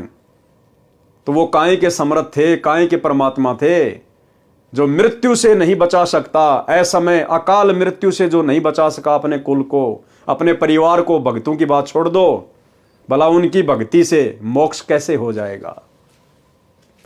श्री कृष्ण जी से कहा कि इस कहर से आप ही बचा सकते हो। श्री कृष्ण जी ने कहा कि उन सब बच्चों को साथ लेकर ऋषि दुर्वासा के पास जाओ, इनसे क्षमा मंगवाओ, तुम भी बच्चों की ओर से क्षमा मांगो। सब मिलकर ऋषि दुर्वासा के पास गए तथा बच्चों से गलती की क्षमा याचना करवाई, स्वयं भी क्षमा याचना की। ऋषि दुर्वासा बोले कि वचन वापस नहीं हो सकता, क्योंकि भाई और बहनों ये जितने भी ऋषि हैं, वशिष्ठ हैं, विश्वामित्र है या फिर ये दुर्वासा है, ये ऋषि भी सक्षम नहीं है। जिस प्रकार किसी व्यक्ति के हाथ में बंदूक है और उसने बंदूक से गोली छोड़ दी, अब उसके बस की बात नहीं है वो गोली वापस उसकी बंदूक में आ जाए। ये अनहोनी तो केवल समर्थ कर सकता है, परमात्मा सतगुरु रामपाल जी भगवान कर सकता है, अन्य किसी के बस की बात नहीं है। तो ये साधु संत महात्मा केवल दुनिया का सत्यानाश कर सकते हैं, ये आबाद नहीं कर सकते। अगर दुनिया को साधु संतों के रूप में किसी ने आबाद किया है, कोई आशीर्वाद दिया है, तो इस कबीर भगवान ने दिया है, सतगुरु रामपाल जी परमात्मा ने। ऋषि दुर्वासा बोले कि वचन वापस नहीं हो सकता। सब वापस श्री कृष्ण जी के पास आए तथा कहा कि दुर्वासा के श्राप से बचने का उपाय बताओ। अब देखिए, दुनिया जिस श्री कृष्ण जी की भक्ति करती है, अब श्री कृष्ण जी उपाय भी ढंग का नहीं बता पाए। वो अंतर्यामी भी नहीं थे कि उनके द्वारा बताया गया उपाय यादव कुल का समाधान करेगा या उनका सत्यानाश करेगा। श्री कृष्ण जी ने बताया समाधान, और उस समाधान से सबका विनाश हो गया। श्री कृष्ण ने कहा कि जो जो वस्तु गर्भ समांग में प्रयोग की गई थी उनका नामो निशान मिटा दो, उन्हीं से अपने कुल का नाश होना कहा है। कपड़े रुई लोगड़ को जलाकर उसकी राख को प्रभास क्षेत्र में नदी में डाल दो। जो लोहे की कढ़ाई है उसे पत्थर पर घिसा घिसा कर चूरा बनाकर प्रभास क्षेत्र में दरिया में डाल दो। अब श्री कृष्ण जी ने क्या समाधान बताया, अब विचार करना होगा भाइयों और बहनों, आप और हमें। ये गुरुदेव भगवान आज हमें मिल गए, परमात्मा हमारी बुद्धि खोल दी मालिक ने, नहीं तो इन कथाओं का सार हम कभी समझ नहीं सकते थे। रात दिन पढ़ा करते थे, द्वापर से लोग इन कथाओं को पढ़ते आ रहे हैं, आज तक कोई नहीं समझ पाया, गुरुदेव ने आके समझाया। श्री कृष्ण ने क्या समाधान बताया कि दुर्वासा ने श्राप दिया ना कि ये जो गर्भ है ना इससे क्या होगा बताऊं, यादव कुल का नाश होगा। तो क्या था उस गर्भ की जगह पे, लोगड़, कपड़े और वो कड़ाहा। तो श्री कृष्ण ने कहा कि ये कपड़े जला के इसकी राख को प्रभास क्षेत्र में यानी यमुना के किनारे वहां डाल दो, और ये जो लोहे का कड़ाहा है इसको घिस घिस के इसका चूरा यमुना जी में डाल दो, ना रहेगा बांस ना बजेगी बांसुरी। तो सब बड़े खुश हो गए कि भगवान ने तो तगड़ा समाधान बता दिया। समाधान नहीं, भगवान ने तुम्हारे सत्यानाश का रास्ता बता दिया। अब देखिए क्या होता फिर आगे, न रहेगा बांस न बजेगी बांसुरी। द्वारिका वासियों ने अपने गुरु श्री कृष्ण जी के आदेश का पालन किया। लोहे की कढ़ाई का एक कड़ा एक व्यक्ति को घिसाने के लिए दिया था, उसने कुछ घिसाया, पूरा नहीं घिसा, वैसे ही दरिया में फेंक दिया। घिसने से उस कड़े में चमक आ गई थी। एक मछली ने उसे खाने की वस्तु समझकर खा लिया। उस मछली को एक बालिया नाम के भील ने पकड़कर काटा तो कड़ा निकला, उसका लोहा पक्का था। बालिया ने उसे अपने तीर का आगे वाला हिस्सा विषाक्त यानी जहरीला बनवा लिया। कड़ाहे का जो लोहे का चूर्ण दरिया में डाला गया था, उसका तेज तीखे पत्तों वाला घास उग गया। पत्ते तलवार की तरह पहने थे। कपड़ों तथा रुई लोगड़ की राख का भी घास बन गया। कुछ वर्षों के बाद दुर्वासा के श्राप के कारण द्वारिका में अनहोनी घटनाएं होने लगी। आपसी झगड़े होने लगे, एक दूसरे को छोटी सी बात पर मारने लगे। सारी द्वारिका में उपद्रव होने लगा। द्वारिका नगरी के बड़े सयाने लोग मिलकर श्री कृष्ण जी के पास गए, दोबारा गए श्री कृष्ण जी के पास, तथा दुख बताया कि नगरी में किसी को किसी का बोल अच्छा नहीं लग रहा। बिना बात के मरने मारने को तैयार हो जाते हैं। छोटे बड़े की शर्म नहीं रही है, क्या कारण है तथा यह कैसे शांत होगा। श्री कृष्ण जी ने बताया कि श्री दुर्वासा के श्राप के कारण यह हो रहा है। फिर समाधान क्या बताया, अरे दुर्वासा के श्राप का समाधान ही तो आपने बताया था उनको पहले, सालों पहले। अब कह रहे हो कि श्री दुर्वासा ऋषि के श्राप के कारण ये हो रहा है। फिर आपके समाधान ने भला क्या हल निकाला, इसका समाधान सुनो। फिर से समाधान बता रहे हैं श्री कृष्ण जी। पहले वाला समाधान तो पूरा हुआ नहीं, फेल हो गया। दूसरा समाधान बता रहे हैं कि नगरी के सभी छोटे नवजात लड़के सहित यादव प्रभास क्षेत्र में उसी स्थान पर नदी में स्नान करो जिस स्थान पर कढ़ाई का चूर्ण डाला था। यानी यादवों को मरने मारने के लिए भेज रहा श्री कृष्ण। और यादव समझ रहे हैं कि इससे हमारा समाधान होगा। ये काल प्रेरणा भाई और बहनों, ये तीन लोक के भगवान भी काल की रेंज से बाहर नहीं है। श्राप से बचने के लिए द्वारिका नगरी के सब बालक, नौजवान तथा वृद्ध स्नान करने गए। श्री कृष्ण जी के कहने से स्नान करके बाहर निकलकर एक दूसरे से गाली गलौज करने लगे और उस कढ़ाई के चूरे से उत्पन्न घास को उखाड़कर एक दूसरे को मारने लगे। तलवार की तरह घास से सिर कटकर दूर गिरने लगे। कुछ व्यक्ति बचे थे, अन्य सब के सब लड़कर मर गए। उन बचे हुओं को ज्योति निरंजन काल ने स्वयं श्री कृष्ण जी में प्रवेश करके उस घास से मार डाला। अकेला श्री कृष्ण बचा था। अब श्री कृष्ण जी ने खुद की मौत का सामान खुद ही तैयार करवाया कि उस कढ़ाई को जमुना जी में घसो। एक आलसी व्यक्ति को दे दिया, लास्ट में उसने वो कढ़ाई से कैसे फेंक दिया। क्या श्री कृष्ण जी को नहीं पता था इस बात का कि इस प्रकार से वहां पर उस कढ़ाई को घिसा जाएगा और एक व्यक्ति उसके कड़े को ऐसा का ऐसा यमुना में डाल देगा, वो कड़ा एक मछली खा जाएगी, मछली को एक बालिया नाम का भील उसको पकड़ लेगा और वो फिर उस कड़े से अपना जहरीला तीर बनवाएगा और उसी तीर से तेरी मृत्यु होगी। फिर काहे के भगवान, काहे के अंतर्यामी, जब उनको इतना ही पता नहीं, खुद की मौत का सामान खुद ने तैयार करवा लिया, तो भला अन्य का, यादुओं का कहां से वो समाधान करते। और आज उनके चले जाने के बाद दुनिया उनके मंदिर बना बना के तालियां पीट रही हैं, घंटियां बजा रही है, भंडारे कर रही है। आज क्या मिल जाएगा भाई, जब वो रहते सहते अपने खानदान को, अपनी औरतों को, अपने लड़कों को, अपने रिश्तेदारों को मरने से नहीं बचा पाए, एक शराब से नहीं बचा पाए, तो आज उनके चले जाने के बाद भला आज उनकी भक्ति करने से, मंदिर बनाने से, मूर्ति बनाने से, उनकी जन्माष्टमी मनाने से आज क्या लाभ होगा? 0/0। दुनिया अंधकार में जी रही है बिना सतगुरु के तत्व ज्ञान के। एक वृक्ष के नीचे जाकर लेट गया श्री कृष्ण जी। एक पैर को दूसरे पैर के घुटने पर रखकर लेट गया। दाएं पैर के पंजे में पद्म जन्म से लगा था जो चमक रहा था। जिस बालिया नाम के भील यानी शिकारी ने मछली से निकले कढ़ाई के कड़े का विष लगाकर तीर बनवाया था, वह शिकारी उसी तीर को लेकर उसी स्थान पर शिकार की तलाश में आया जिस वृक्ष के नीचे श्री कृष्ण लेटे थे।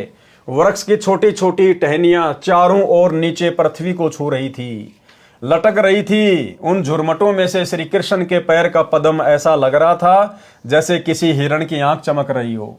शिकारी बालिया ने आव देखा न ताव, उस चमक पर तीर दे मारा। तीर निशाने पर लगा। पैर के तलवे में विषाक्त तीर लगने से श्री कृष्ण जी की चीख निकली। बालिया समझ गया कि किसी व्यक्ति को तीर लगा है। निकट जाकर देखा तो कोई राजा है। पूछने पर पता चला कि श्री कृष्ण है। अपनी गलती की क्षमा याचना करने लगा और कहा कि हे भगवान, धोखे से तीर लग गया। मैंने आपके पैर के पद्म की चमक मृग की आंख जैसी लगी, क्षमा करो। श्री कृष्ण ने कहा कि बालिया, तेरा कोई दोष नहीं है, होनी प्रबल होती है। मैंने तेरा बदला चुकाया है। त्रेता युग में तू किष्किंधा का राजा सुग्रीव का भाई बाली था। मैं अयोध्या में रामचंद्र नाम से राजा दशरथ के घर पर जन्मा था। उस समय मैंने तेरे को वृक्ष की ओट लेकर धोखा करके लड़ाई में मारा था। अब तू मेरा एक काम कर। अब बताओ भाई और बहनों, अपने कर्मों को ये भगवान नहीं काट पाए। त्रेता में श्री रामचंद्र जी अर्थात श्री विष्णु भगवान ने धोखे से पेड़ की ओट लेकर बाली को मारा। उसका बदला श्री कृष्ण रूप में द्वापर में देना पड़ा, अर्थात अपना वो किया हुआ कर्म भोगना पड़ा। जब ये भगवान अपना कर्म नहीं काट सकते तो इनकी भक्ति करने से आप और हमारे कर्म, आप और हमारे पाप कैसे कट जाएंगे? कॉमन सेंस की बात है। ये तो समर्थ काटेगा और लाखों के काट रहा है। अब तू मेरा एक काम कर, द्वारिका में जाकर बता दे कि सर्व यादव दुर्वासा के श्रापवश आपस में लड़कर मर गए हैं। कुछ समय उपरांत द्वारिका की स्त्रियों की भीड़ लग गई, हाहाकार मच गया। पांडव श्री कृष्ण के रिश्तेदार थे, वे भी आ गए।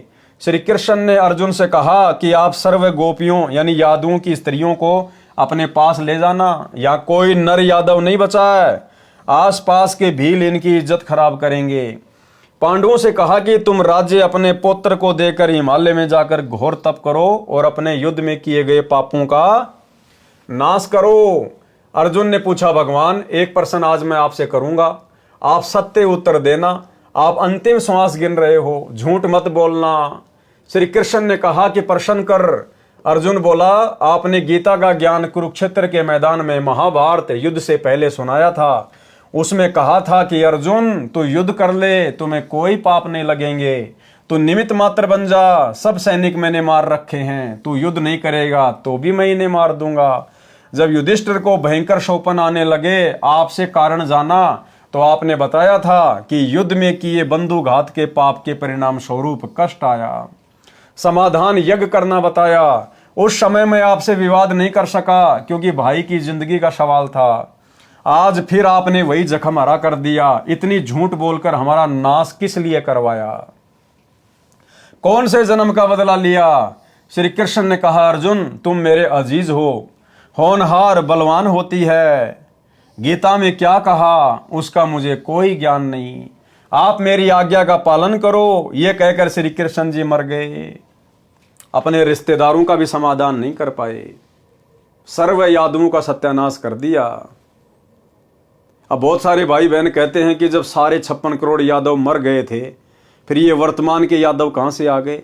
तो इसका समाधान भी गुरुदेव ने बताया, अन्यथा कोई सोच भी नहीं सकता। और गुरुदेव ने कहा केवल 56 करोड़ यादव मरे थे नर, औरतें नहीं मरी थी उस शराब से। उन औरतों के गर्भ में जो बच्चे थे, आगे चलकर उनसे यादव कुल धीरे धीरे फिर चला है। पांचों पांडवों व साथ गए नौकरों ने मिलकर सब यादवों का अंतिम संस्कार किया। कुछ एक के शव दरिया में परवाह कर दिए। श्री कृष्ण ने कहा था कि मेरे शरीर को जलाकर बची हुई अस्थियां व राख को एक लकड़ी के संदूक में डालकर दरिया में बहा देना। पांडवों ने वैसा ही किया। वो संदूक समुद्र में चला गया, फिर उड़ीसा प्रांत के अंदर जगन्नाथपुरी के पास बहता हुआ चला गया। उड़ीसा के राजा इंद्रदमन को शौपन में श्री कृष्ण ने दर्शन देकर, श्री कृष्ण ने नहीं, इस कबीर परमात्मा ने दर्शन देकर कहा कि एक संदूक समुद्र में इस स्थान पर है, उसमें मेरे शरीर की अस्थियां तथा राख हैं, उसको निकालकर उसी किनारे पर उन अस्थियों को जमीन में दबाकर ऊपर एक सुंदर मंदिर बनवा दे। ऐसा किया गया, जो जगन्नाथ नाम से मंदिर प्रसिद्ध है। 4 पांडव पहले चले गए, अर्जुन को गोपियों को लेकर आने को छोड़ गए। अर्जुन के पास वही गांडीव धनुष था जिससे लड़ाई करके महाभारत में जीत प्राप्त की थी। अर्जुन द्वारिका की सर्व स्त्रियों को बैलगाड़ियों में बैठाकर दिल्ली के लिए चल पड़ा। रास्ते में भीलों ने अर्जुन को घेर लिया, अर्जुन को पीटा, गोपियों को लूटा, कुछ स्त्रियों को भील उठा ले गए। अर्जुन कुछ नहीं कर सका, धनुष उठा भी नहीं सका। तब अर्जुन ने कहा था कि श्री कृष्ण नाश करने आया था, युद्ध में पाप करवाने के लिए तो बल दे दिया। लाखों योद्धा इसी गांडीव धनुष से मार गिराए, कोई मेरे सामने टिकने वाला नहीं था। आज वही अर्जुन है, वही धनुष है, मैं खड़ा खड़ा कांप रहा हूं। श्री कृष्ण जालिम था, धोखेबाज था, अर्जुन सोच रहा है। कबीर परमेश्वर जी हमें समझाते हैं कि ये जुल्म श्री कृष्ण ने नहीं किया, ज्योति निरंजन काल ब्रह्म ने किया है। श्री कृष्ण का जीवन देख लो। श्री कृष्ण अपने कुल को मथुरा से लेकर जान बचाकर द्वारिका आया। द्वारिका में उनकी आंखों के सामने सब यादव कुल नष्ट हो गया। श्री कृष्ण का बेटा मर गया, पोता मर गया, सर्व कुल नष्ट हो गया, स्वयं बेमौत मरा। तो आज भाई और बहनों, उस श्री कृष्ण की भक्ति से आप और हमारी अकाल मृत्यु भला कैसे टल सकती है? 1% भी नहीं।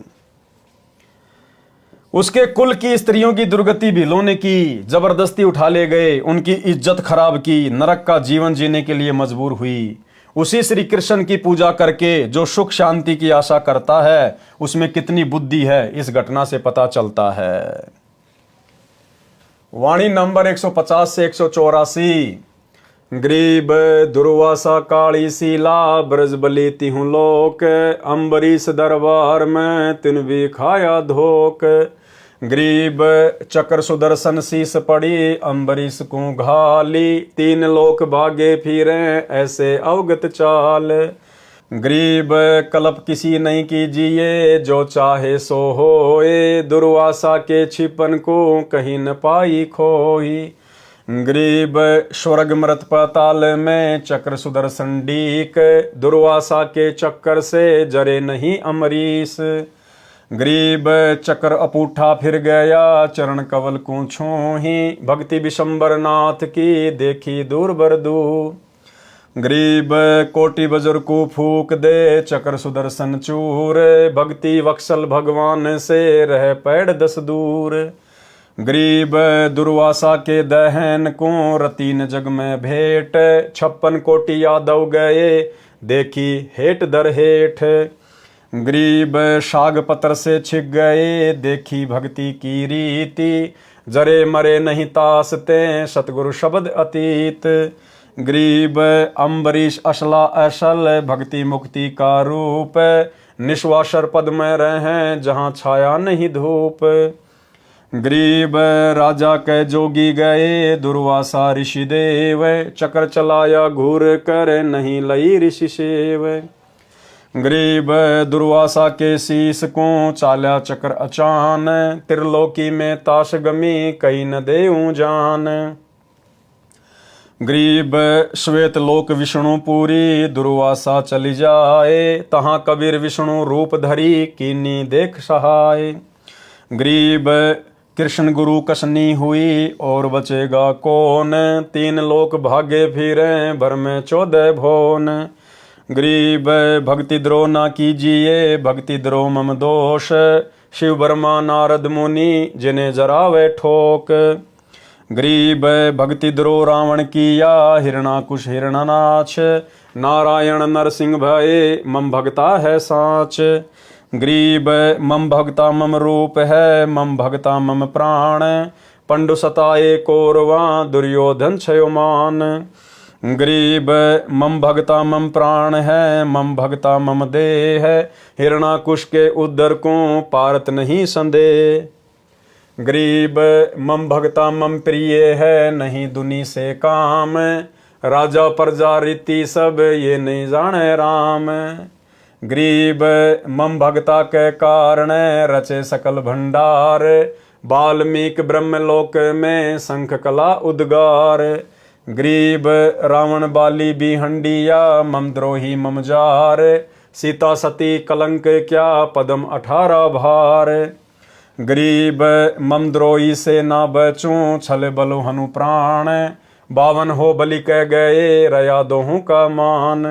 गरीब मम दोई मम साल है मेरे जन का दूत, कोटि जुगन काटोती से करूं जंगल का भूत। यहाँ परमात्मा ने अखंड पाठ की वाणियों में अपने मुख कमल से कहा है, गरीब मम द्रोही मम साला है। गरीब मम द्रोही मम साला है मेरे जन का दूत, कोटि जुगन काटोती से करूं जंगल का भूत। गरीब खान पान पावे नहीं जल तिरशाबो अंत, बस्ती में विचरे नहीं सूल फील गजदंत। गरीब मम द्रोही मम साला है मारो रज रज बीन, भवन सकल अरुलोक सब करो प्राण तिक्षीण। गरीब अर्धमुखी गर्भवास में हरदम बारंबार, जूनी भूत पिशाच की जब लग सृष्टि संहार। गरीब गर्भ जूनी में त्रास दूं जब लग धरणी आकाश, मारो तुस तुस बिन करी नहीं मिटे गर्भवास। गरीब प्राण निक दूं तास के 86 सृष्टि संजोग, संत 57 कल्प युग तासिर दीर्घ रोग। गरीब विष्णु ब्रह्मा शिव सुनो और शनकादिक चारी, 88 सहस जलेब में यामति मूड गंवारी। गरीब चक्र चले दुर्वासा परी, मैं बख्शो नहीं तो ही मम द्रोही तू दूसरा चरण कवल ऋषि जोही। गरीब दुर्वासा बोले तहाँ सुनो भक्ति के ईश, स्वर्ग शातल लोक सब तुम पूर्ण जगदीश। गरीब तुमरे दर छूटे नहीं चक्र सुदर्शन चोट, कहाँ खंदाओ ईस जी बचो कौन सी ओट। गरीब अम्बरीश दरबार में जाओ निरसंदेह, काल घटा पूठी पड़े मम द्रोही मुखे। गरीब दुर्वासा मृत्यु लोक को तुम जाओ तत्काल, ज्ञान ध्यान शास्त्रार्थ तजो बाद विद्या जंजाल। गरीब जब तप करनी काल है, बिन भक्ति बंधान, एक ही केवल नाम है, सो देवेंगे दान। गरीब मान बड़ाई कूकरी, डिगडम फाण करंत, जिनके उर में ना बसो, जम छाती तोरंत। सारांश, सतयुग में अमरीश नाम के एक धार्मिक राजा हुए। वही आत्मा त्रेता युग में राजा जनक हुए, जो सीता जी के पिता थे। वही राजा अमरीश अब राजा जनक वाली आत्मा कलयुग में श्री नानक देव सिख धर्म के प्रवर्तक हुए। और भाई साहब, वो नानक जी अभी तक पार नहीं हो पाए, क्योंकि पार होने का समय तो भाई और बहनों कलयुग की बिचली पीढ़ी है। नानक जी भी 64 लाख आत्माओं में से एक थी, और 64 के 64 लाख भाई और बहनों 650 साल पहले गुरु को परमात्मा ना मानकर फैल हो चुके थे। तो श्री नानक जी भी अभी तक यहीं फंसे पड़े हैं। और भाई और बहनों, हिसार जेल से आए हुए विशेष संदेश नंबर 74 में गुरुदेव भगवान ने बिल्कुल क्लियर कर दिया कि श्री नानक जी का वर्तमान में जन्म हो चुका है और उनको नाम दीक्षा भी मिल चुकी है। परमात्मा ने उस आत्मा का जिक्र किया कि सतयुग में वो राजा अमरीश था, त्रेता में राजा जनक था, और 650 साल पहले बाबा नानक के रूप में जन्मा। और अब वर्तमान में अगर अब परमात्मा उसको शरण में ना लेता तो फिर से 84 में जाता। गुरुदेव कह रहे हैं, अब यदि वर्तमान में परमात्मा उनको शरण में ना लेता, उनको नाम ना देता, तो 84 में जाता। तो भाई और बहनों, नानक जी की आत्मा अभी भी यही फंसी पड़ी है, क्योंकि ये कलयुग की बिचली पीढ़ी का टाइम ही मोक्ष का मेन टाइम है। अब है वो समय, अब परमेश्वर उन सभी आत्माओं को पुनः मौका देंगे मानव जन्म देकर। किसी भाई बहन को शंका ना हो जाए, कहीं उस गुरुद्रोही की तरफ ध्यान चला जाए जो वर्तमान में गुरुद्रोही की भूमिका में है। संजय दिल्ली वाला पूर्णतया अपने आप को ही परमात्मा मान चुका है, तत्वदर्शी संत मान चुका है कि मैं नानक जी की आत्मा हूं। नानक जी की आत्मा को परमात्मा इस कलयुग की बिचली पीढ़ी में गुरु पद देने के लिए, पाखंड में उलझाने के लिए जन्म नहीं देगा, भक्ति के लिए जन्म देगा। उसके अंदर तो किसी प्रेत की आत्मा है जो सारे उससे उल्टे कर्म करवा रही है, उसको गुरुद्रोही की पदवी पे लाके छोड़ दिया। नानक की आत्मा परमेश्वर की शरण में आ चुकी है। गुरुदेव ने इस 74 नंबर की ऑडियो में बिल्कुल क्लियर कर दिया है, एक बार सुन लीजिए। 3 लोक का राज जय जीव को कोई दे, लाख बधाई क्या करे जय नहीं नाम थे नहीं। जैसे राजा अमरीश राजा थे और वो भक्ति ना करी जो करनी चाहिए थी, मर गया, राज छूट गया। कोई पुण्य शेष रह रहे थे, फिर राजा जनक बन गया। भक्ति से फिर बाबा नानक बन गया। अरीब जब नाम ना मिलता तो 84 में जाते, और फिर ये जीवन भी ऐसे नष्ट हो जाता। अरीब जब नाम ना मिलता तो 84 में जाते, और फिर ये जीवन भी ऐसे नष्ट हो जाता। अरीब जब नाम ना मिलता तो 84 में जाते, और फिर ये जीवन भी ऐसे नष्ट हो जाता। तो भाई और बहनों, क्लियर हो गया। परमात्मा ने उसके सारे जन्म गिना दिए, नानक जी वाला जन्म भी बता दिया कि फिर उसको नानक जी का जन्म मिला। और अब वर्तमान में यदि परमात्मा उसको नाम ना देते, उसको शरण में ना लेते, तो 84 में जाता। इसका मतलब वर्तमान में वो आत्मा जन्म ले चुकी है और गुरुदेव भगवान की शरण में आकर अपनी भक्ति कर रही है। राजा अमरीश के इष्ट देव श्री विष्णु जी थे, किसी गुरु जी से दीक्षा लेकर साधना करते थे। राजा अमरीश भक्ति को प्राथमिकता देते थे, उनके लिए अन्न जल का संयम रखते थे कि मन भक्ति में लगे। भगत अमरीश ने महीने के आहार का नियम बना रखा था, वे प्रतिदिन 1 रोटी कम खाते थे। उस समय मानव शरीर लंबा चौड़ा होता था, मानव की लंबाई 100 फुट के आसपास होती थी। इसके अनुसार मोटाई भी अधिक होती थी, भोजन की खुराक भी अधिक होती थी। गुरु जी ने एकादशी का व्रत रखना भी भक्ति कर्म बता रखा था। अमरीश को वेद ज्ञान भी था, उनकी आत्मा मानती थी कि व्रत रखना वेद में नहीं लिखा है। गुरु को भी नाराज नहीं करना चाहा, इसलिए अपने आहार को इस प्रकार नियमित किया कि एकादशी को भोजन न करना पड़े। जैसे एक दिन में पेट भरने के लिए सामान्य तौर पर 11 रोटी भोजन करते थे, तो उसको प्रतिदिन इस तरह कम करते थे कि एकादशी को बिल्कुल न खाना पड़े। जैसे कृष्ण पक्ष की अमावस्या को रोटी व अन्य सब्जी खाते थे, तो प्रतिदिन एक रोटी व उसी अनुसार सब्जी भी कम कर देते थे। तो एकादशी को कुछ नहीं खाते थे, फिर इसी तरह प्रतिदिन एक एक रोटी बढ़ाते थे। ये प्रति महीने का क्रम था। एक बार एकादशी को ऋषि दुर्वासा जी राजा अम्बरीश के दरबार में आए। राजा ने ऋषि जी का आदर सत्कार किया, भोजन के लिए निवेदन किया। ऋषि दुर्वासा ने कहा कि भोजन तैयार करवाओ, तब तक मैं दरिया पर स्नान करके आता हूँ। ऋषि जी को लौटने में देरी हो गई। राजा अम्बरीश के गुरुजी ने राजा को व्रत समापन करने को कहा। अम्बरीश ने विचार किया कि ऋषि दुर्वासा के आने पर ही जल आचमन करूंगा, परंतु ऋषि नहीं आए। गुरुजी ने एकादशी समाप्त होने से पहले जल का आचमन अम्बरीश को करवा दिया। ऋषि दुर्वासा लौटे तो अम्बरीश से कहा कि आप भी हमारे साथ बैठकर खाना खाओ। अम्बरीश ने सब बात बताई कि आज मेरा एकादशी का व्रत था। एकादशी आज के दिन 11 बजे समाप्त हो गई है। इससे पहले एकादशी के व्रत को समापन करना अनिवार्य था। मैंने जो खाना था खा लिया, अब आज कुछ नहीं खाना है। ऋषि दुर्वासा तो क्रोध से भरे रहते थे। अम्बरीश से कहा कि तेरे घर पर ऋषि आए हैं, तूने ऋषियों से पहले भोजन करके हमारा अपमान किया है। यह कहकर ऋषि ने राजा को उपदेश दिया कि यह कर्मकांड वेद विरुद्ध है, इसे नहीं करना चाहिए, व्यर्थ है। राजा ने कहा जो आपकी आज्ञा। ऋषि दुर्वासा बिना आहार किए ही चला गया। अगली बार भी दुर्वासा जानबूझकर बकवाद करने के लिए एकादशी को आया। राजा ने उसी तरह एकादशी का व्रत समापन किया। ऋषि जानबूझकर उस दिन और देर से स्नान करके आए।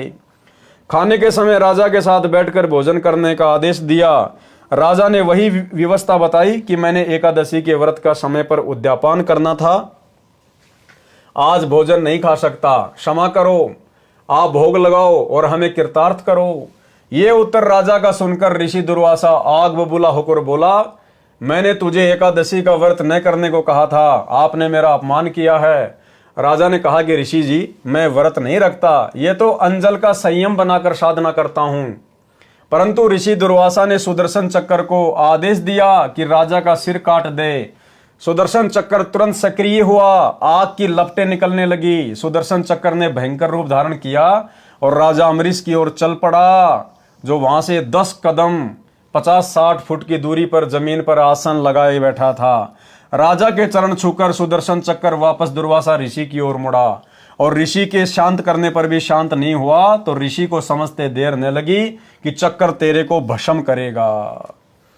भाई और बहनों, यही दुर्वासा वाली गलतियां ये सतलोक आश्रम मैनेजमेंट हरियाणा गुरुजी का परिवार, ये कोऑर्डिनेटर लोग बरवाला कांड 2014 से लगातार सात संगतियों में सत्सेवकों के साथ में कर रहे हैं। भाई हम अपनी सात संगतियां रख रहे हैं, हम भगत भाई बहन मिलकर अपने गुरु को इष्ट मानकर भोग लगा रहे हैं, हम भाई बहन मिलकर शंका समाधान करते हैं, गुरु के ज्ञान पे चर्चा करते हैं, गुरु की महिमा करते हैं, भंडारा करते हैं। ये लोग जबरदस्ती जानबूझकर बकवाद करने के लिए दुर्वासा ऋषि की तरह काल प्रेरणा से सात संगत वाले भाई बहनों के साथ में मार पिटाई करते हैं, लड़ाई झगड़ा करते हैं। एक बार नहीं, 2 बार नहीं, अनेकों बार इन्होंने जानबूझकर बकवादे की है। भाई और बहनों, भक्ति विधान तो वही है। अब आने वाले समय में भी इन लोगों के साथ में वही बनेगी जो दुर्वासा ऋषि के साथ बनी, जानबूझकर बकवाद करने वालों के साथ बनी। हम कोई गुरुजी के परिवार के घर में जाके साथ संगतियां नहीं करते, हम इनके आश्रमों में जाके साथ संगतियां नहीं करते, हम इन आश्रम वालों को बुलाते भी नहीं, लेकिन जबरदस्ती काल प्रेरणा से ये लोग साथ संगति में व्यवधान डालने के लिए दुर्वासा की तरह आ टपकते हैं। तो भाई और बहनों, ये जानबूझकर बकवाद करते हैं और आने वाले समय में भक्ति विधान अनुसार इनके साथ में वही बनेगी जो दुर्वासा के साथ में बनी। क्या कहा परमात्मा ने आगे? तो ऋषि को समझते देर न लगी कि चक्कर तेरे को भस्म करेगा। अपने प्राणों की रक्षा के लिए पहले अपने इष्ट देव श्री शिव जी के पास गए, सब बात बताई तथा रक्षा की प्रार्थना की। श्री शिव जी से भी सुदर्शन चक्र शांत नहीं हुआ, तो ऋषि से कहा कि भाग भाग, हमें भी मरवाएगा। ऋषि दुर्वासा श्री ब्रह्मा जी के पास गया, वहां से भी भगा दिया और बताया कि विष्णु के पास जा, अम्बरीश विष्णु का भगत है। दुर्वासा को भी पता था, इसलिए वहां नहीं जाना चाहता था, परंतु मरता क्या न करता वाली बात सामने थी। ऋषि दुर्वासा सिद्धि से उड़े जा रहा था श्री विष्णु के रूप में। अब देखो वहां कौन बैठे थे श्री विष्णु के रूप में? श्री विष्णु के रूप में परमात्मा पूर्ण ब्रह्म। कौन? सतगुरु रामपाल जी भगवान, ये कबीर देव 33 करोड़ देवताओं की सभा लगाए हुए थे। परमात्मा को सब पता था कि दुर्वासा विष्णु के पास जाएगा, इसलिए विष्णु के सभा स्थल से 10 योजन दूर, एक योजन में 4 कोस होती हैं, एक कोस में 3 किलोमीटर यानी 120 किलोमीटर दूर लीला करने के लिए सभा लगाए हुए थे। परमात्मा भगत की महिमा बनाते हैं। ऋषि दुर्वासा कभी पीछे मुड़कर सुदर्शन चक्कर की ओर देख रहा था कि कितना दूर पीछे है, तो कभी आगे को देखकर उड़ा जा रहा था। जैसे भगवान शंकर भस्मासुर को देख देख कर आगे की ओर भगा जा रहा था। परमात्मा के दरबार में पृथ्वी पर चलकर दौड़कर गया। तब परमात्मा ने पूछा कि ऋषि जी कैसे स्पीड खींच रखी है, यह सुदर्शन चक्कर तेरे पीछे पीछे किस कारण से लगा है? भाई और बहनों, सुकर्मी पतिव्रता के अंग की वाणी। और फिर परमात्मा ने समाधान बताया उसको कि भैया मेरे भगत के साथ में अगर बकवाद करोगे तो तुम्हारा यही असर होगा, और वापस जाओ, मेरे भगत से समायाचना करो, उसके पैर पकड़ो, नाक रगड़ो, तब तुम्हें इस कर्म दंड से माफी मिलेगी, नहीं तो तेरा सुदर्शन चक्कर गर्दन उतारेगा तेरी। अब वो मरता क्या ना करता, अब उसको विश्वास भी नहीं हो रहा था कि भगवान मैं भी आपका पुजारी, अम्बरीश भी आपका पुजारी, फिर ये सुदर्शन चक्कर अम्बरीश ही कैसे शांत करेगा यदि आप नहीं कर रहे तो। लेकिन परमात्मा ने तो अपने भगत की महिमा बनानी थी। सुकर्मी पतिव्रता के अंग की वाणी से, वाणी नंबर 95। गरीब बूझे बिशंबर नाथ, चक्कर क्यों चोट चलाई, क्या गुस्ताखी कीनी, कथा मोहे बेग सुनाई। अर्थात परमात्मा ने विष्णु रूप में ऋषि दुर्वासा से पूछा कि सुदर्शन चक्कर ने आपके ऊपर आक्रमण किस कारण से किया, शीघ्र बताओ क्या शरारत की है। दुर्वासा ने बताया, वाणी नंबर 96 से 100। गरीब अम्बरीश मृतलोक बसै, एक राजा सूचा, करे एकादश व्रत, ज्ञान कछु अधिक ऊंचा। गरीब हम कीन्या ब्रह्म ज्ञान, उन्हें सरगुण उपदेशा, छाड़ एकादश व्रत, कहा हम लग्या अंदेशा। गरीब हम दीन्या चक्कर चलाई, काटी सिर इसका लीजे, ओ चक्कर पग छूही उलट करी, दिग्विजय कीजे। गरीब हम भागे भय खाई, चक्कर छूटे गए नारा, 3 लोक में गवन किए, राखे नहीं किने अधारा। गरीब अब आए तुम पास, जान राई जानत सोई, हमको ल्यो छिपाई, चक्कर मारे नहीं मोही। सारांश, मृत लोक यानी पृथ्वी के ऊपर अम्बरीश नाम का एक सच्चा सोचा राजा निवास करता है। वह एकादशी का व्रत करता है, परंतु उसका ज्ञान उत्तम है। सारी सच्चाई बता दी वहां तो उसने। मैंने उनको ज्ञान समझाया और कहा कि आप एकादशी का व्रत त्याग दो, परंतु राजा अपनी बात को ऊपर रखते हुए अपना ज्ञान बोलने लगा। इससे मुझे क्रोध आ गया। मैंने सुदर्शन चक्कर को आज्ञा दी कि राजा अम्बरीश का सिर काट दे। सुदर्शन चक्कर चला और राजा के चरण छूकर उल्टा मेरे को मारने के लिए चल पड़ा। मैं डरकर भागा, तीनों लोकों में रक्षा के लिए गया, परंतु किसी ने शरण नहीं दी। हे जानी जान, अब मैं आपकी शरण में आया हूं, मेरे को छुपा लो, सुदर्शन चक्कर मुझे मारे ना, मेरी रक्षा करो। भाई और बहनों, ऐसी बात नहीं है। परमात्मा ने कहा कि सुदर्शन चक्कर को विष्णु भी शांत कर सकता था, ब्रह्मा भी कर सकता था, लेकिन वो सुदर्शन चक्कर श्री विष्णु जी ने नहीं छोड़ा था। वो सुदर्शन चक्कर श्री ब्रह्मा जी वाला नहीं था, शंकर जी वाला नहीं था। वो सुदर्शन चक्कर तो पूर्ण ब्रह्म परमात्मा कबीर देव सतगुरु रामपाल जी भगवान ने छोड़ा था, और उनके द्वारा छोड़ी गई शब्द शक्ति को उनके अलावा कोई भी नहीं रोक सकता। वाणी नंबर 101 से 103, 107 से 111, 115। गरीब हंसे विशंबर नाथ, ऋषिजन तू ज्ञान हीना, अम्बरीश दरबार तुम क्यों दिग्विजय कीना। गरीब अम्बरीश रणधीर, सती सूरा सतवादी, तुम दुर्वासा देव फिरो ज्ञानन के वादी। गरीब निर्गुण सरगुण भक्ति सब उनके हैं देवा, उर में रहे छिपाई कहे कोनन से भेवा। गरीब तुम ऋषि जाओ बेगी अमरीश दरबारा, दुध बाद मिटी जाही हो तुम्हारा निस्तारा। गरीब चरण कमल चितलाई पढ़ो उनके दरबारा, वे कल्प वृक्ष स्वरूप कष्ट के मोचन हारा। गरीब जब ऋषि चले विचारी चूक हमारी ही निकशी, चक्र सुदर्शन गैल जान अमरीश ही बख्शी। गरीब बोले राजा बैन सुनो दुर्वासा देवा, ना कछु हमरे दोष तुम्हारा तुमको लेवा।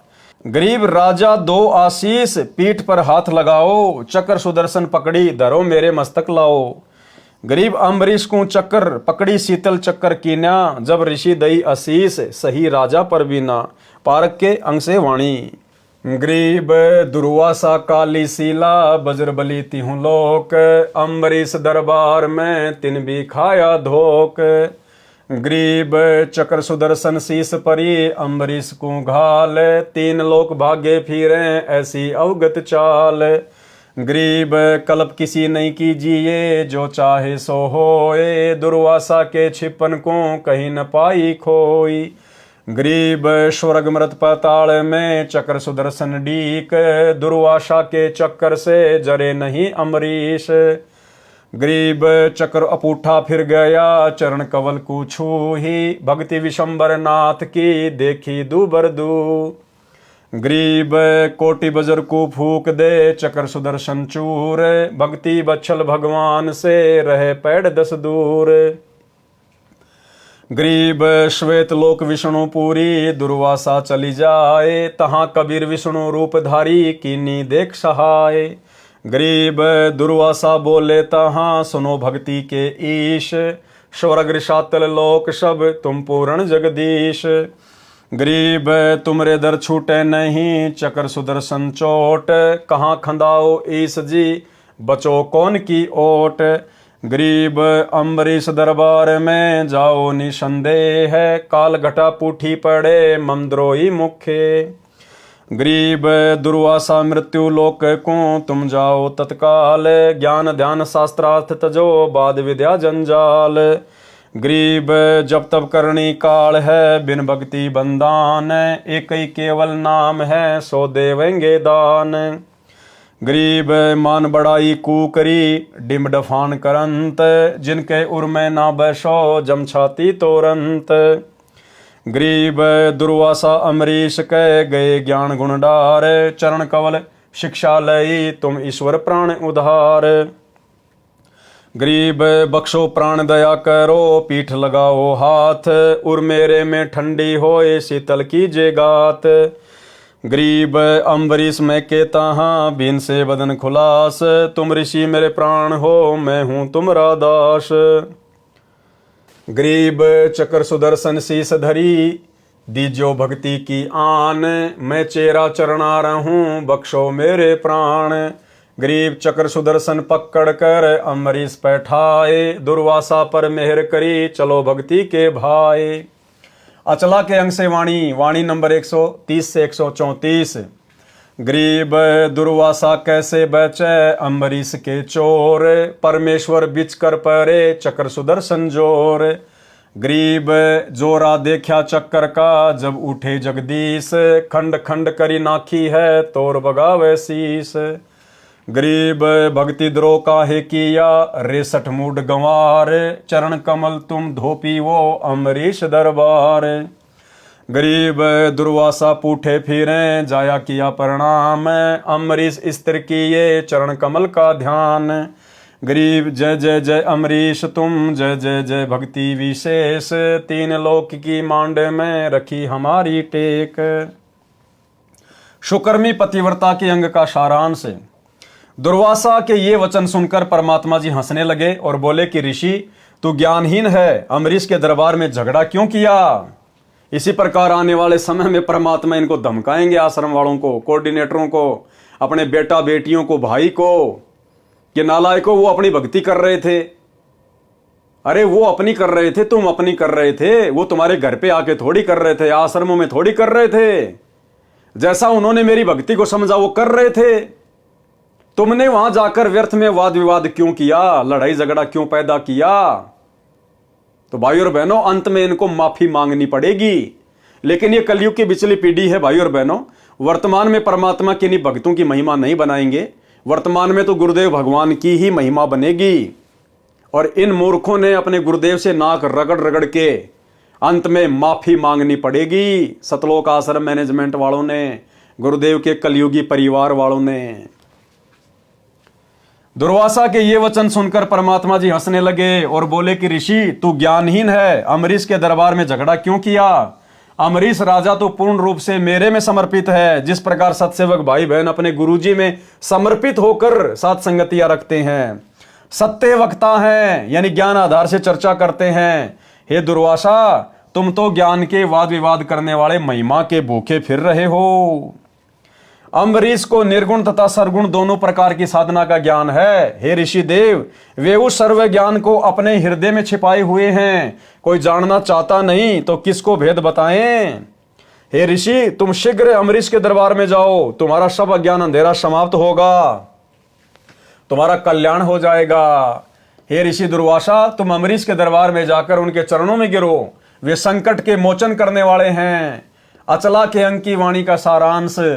ठीक इसी प्रकार भाई और बहनों, एक सत्संग में गुरुदेव ने स्पष्ट कर दिया अपनी संगत के लिए भी, कि जैसे तुम आपस में झगड़ा करते हो और भले तुम दोनों भगत हैं, भले दो भगत हैं और आपस में झगड़ा कर रहे हैं, दोनों ने नाम भी ले रखा है, और एक भगत बेचारा कुछ नहीं कहता और एक जबरदस्ती उसको परेशान करता है।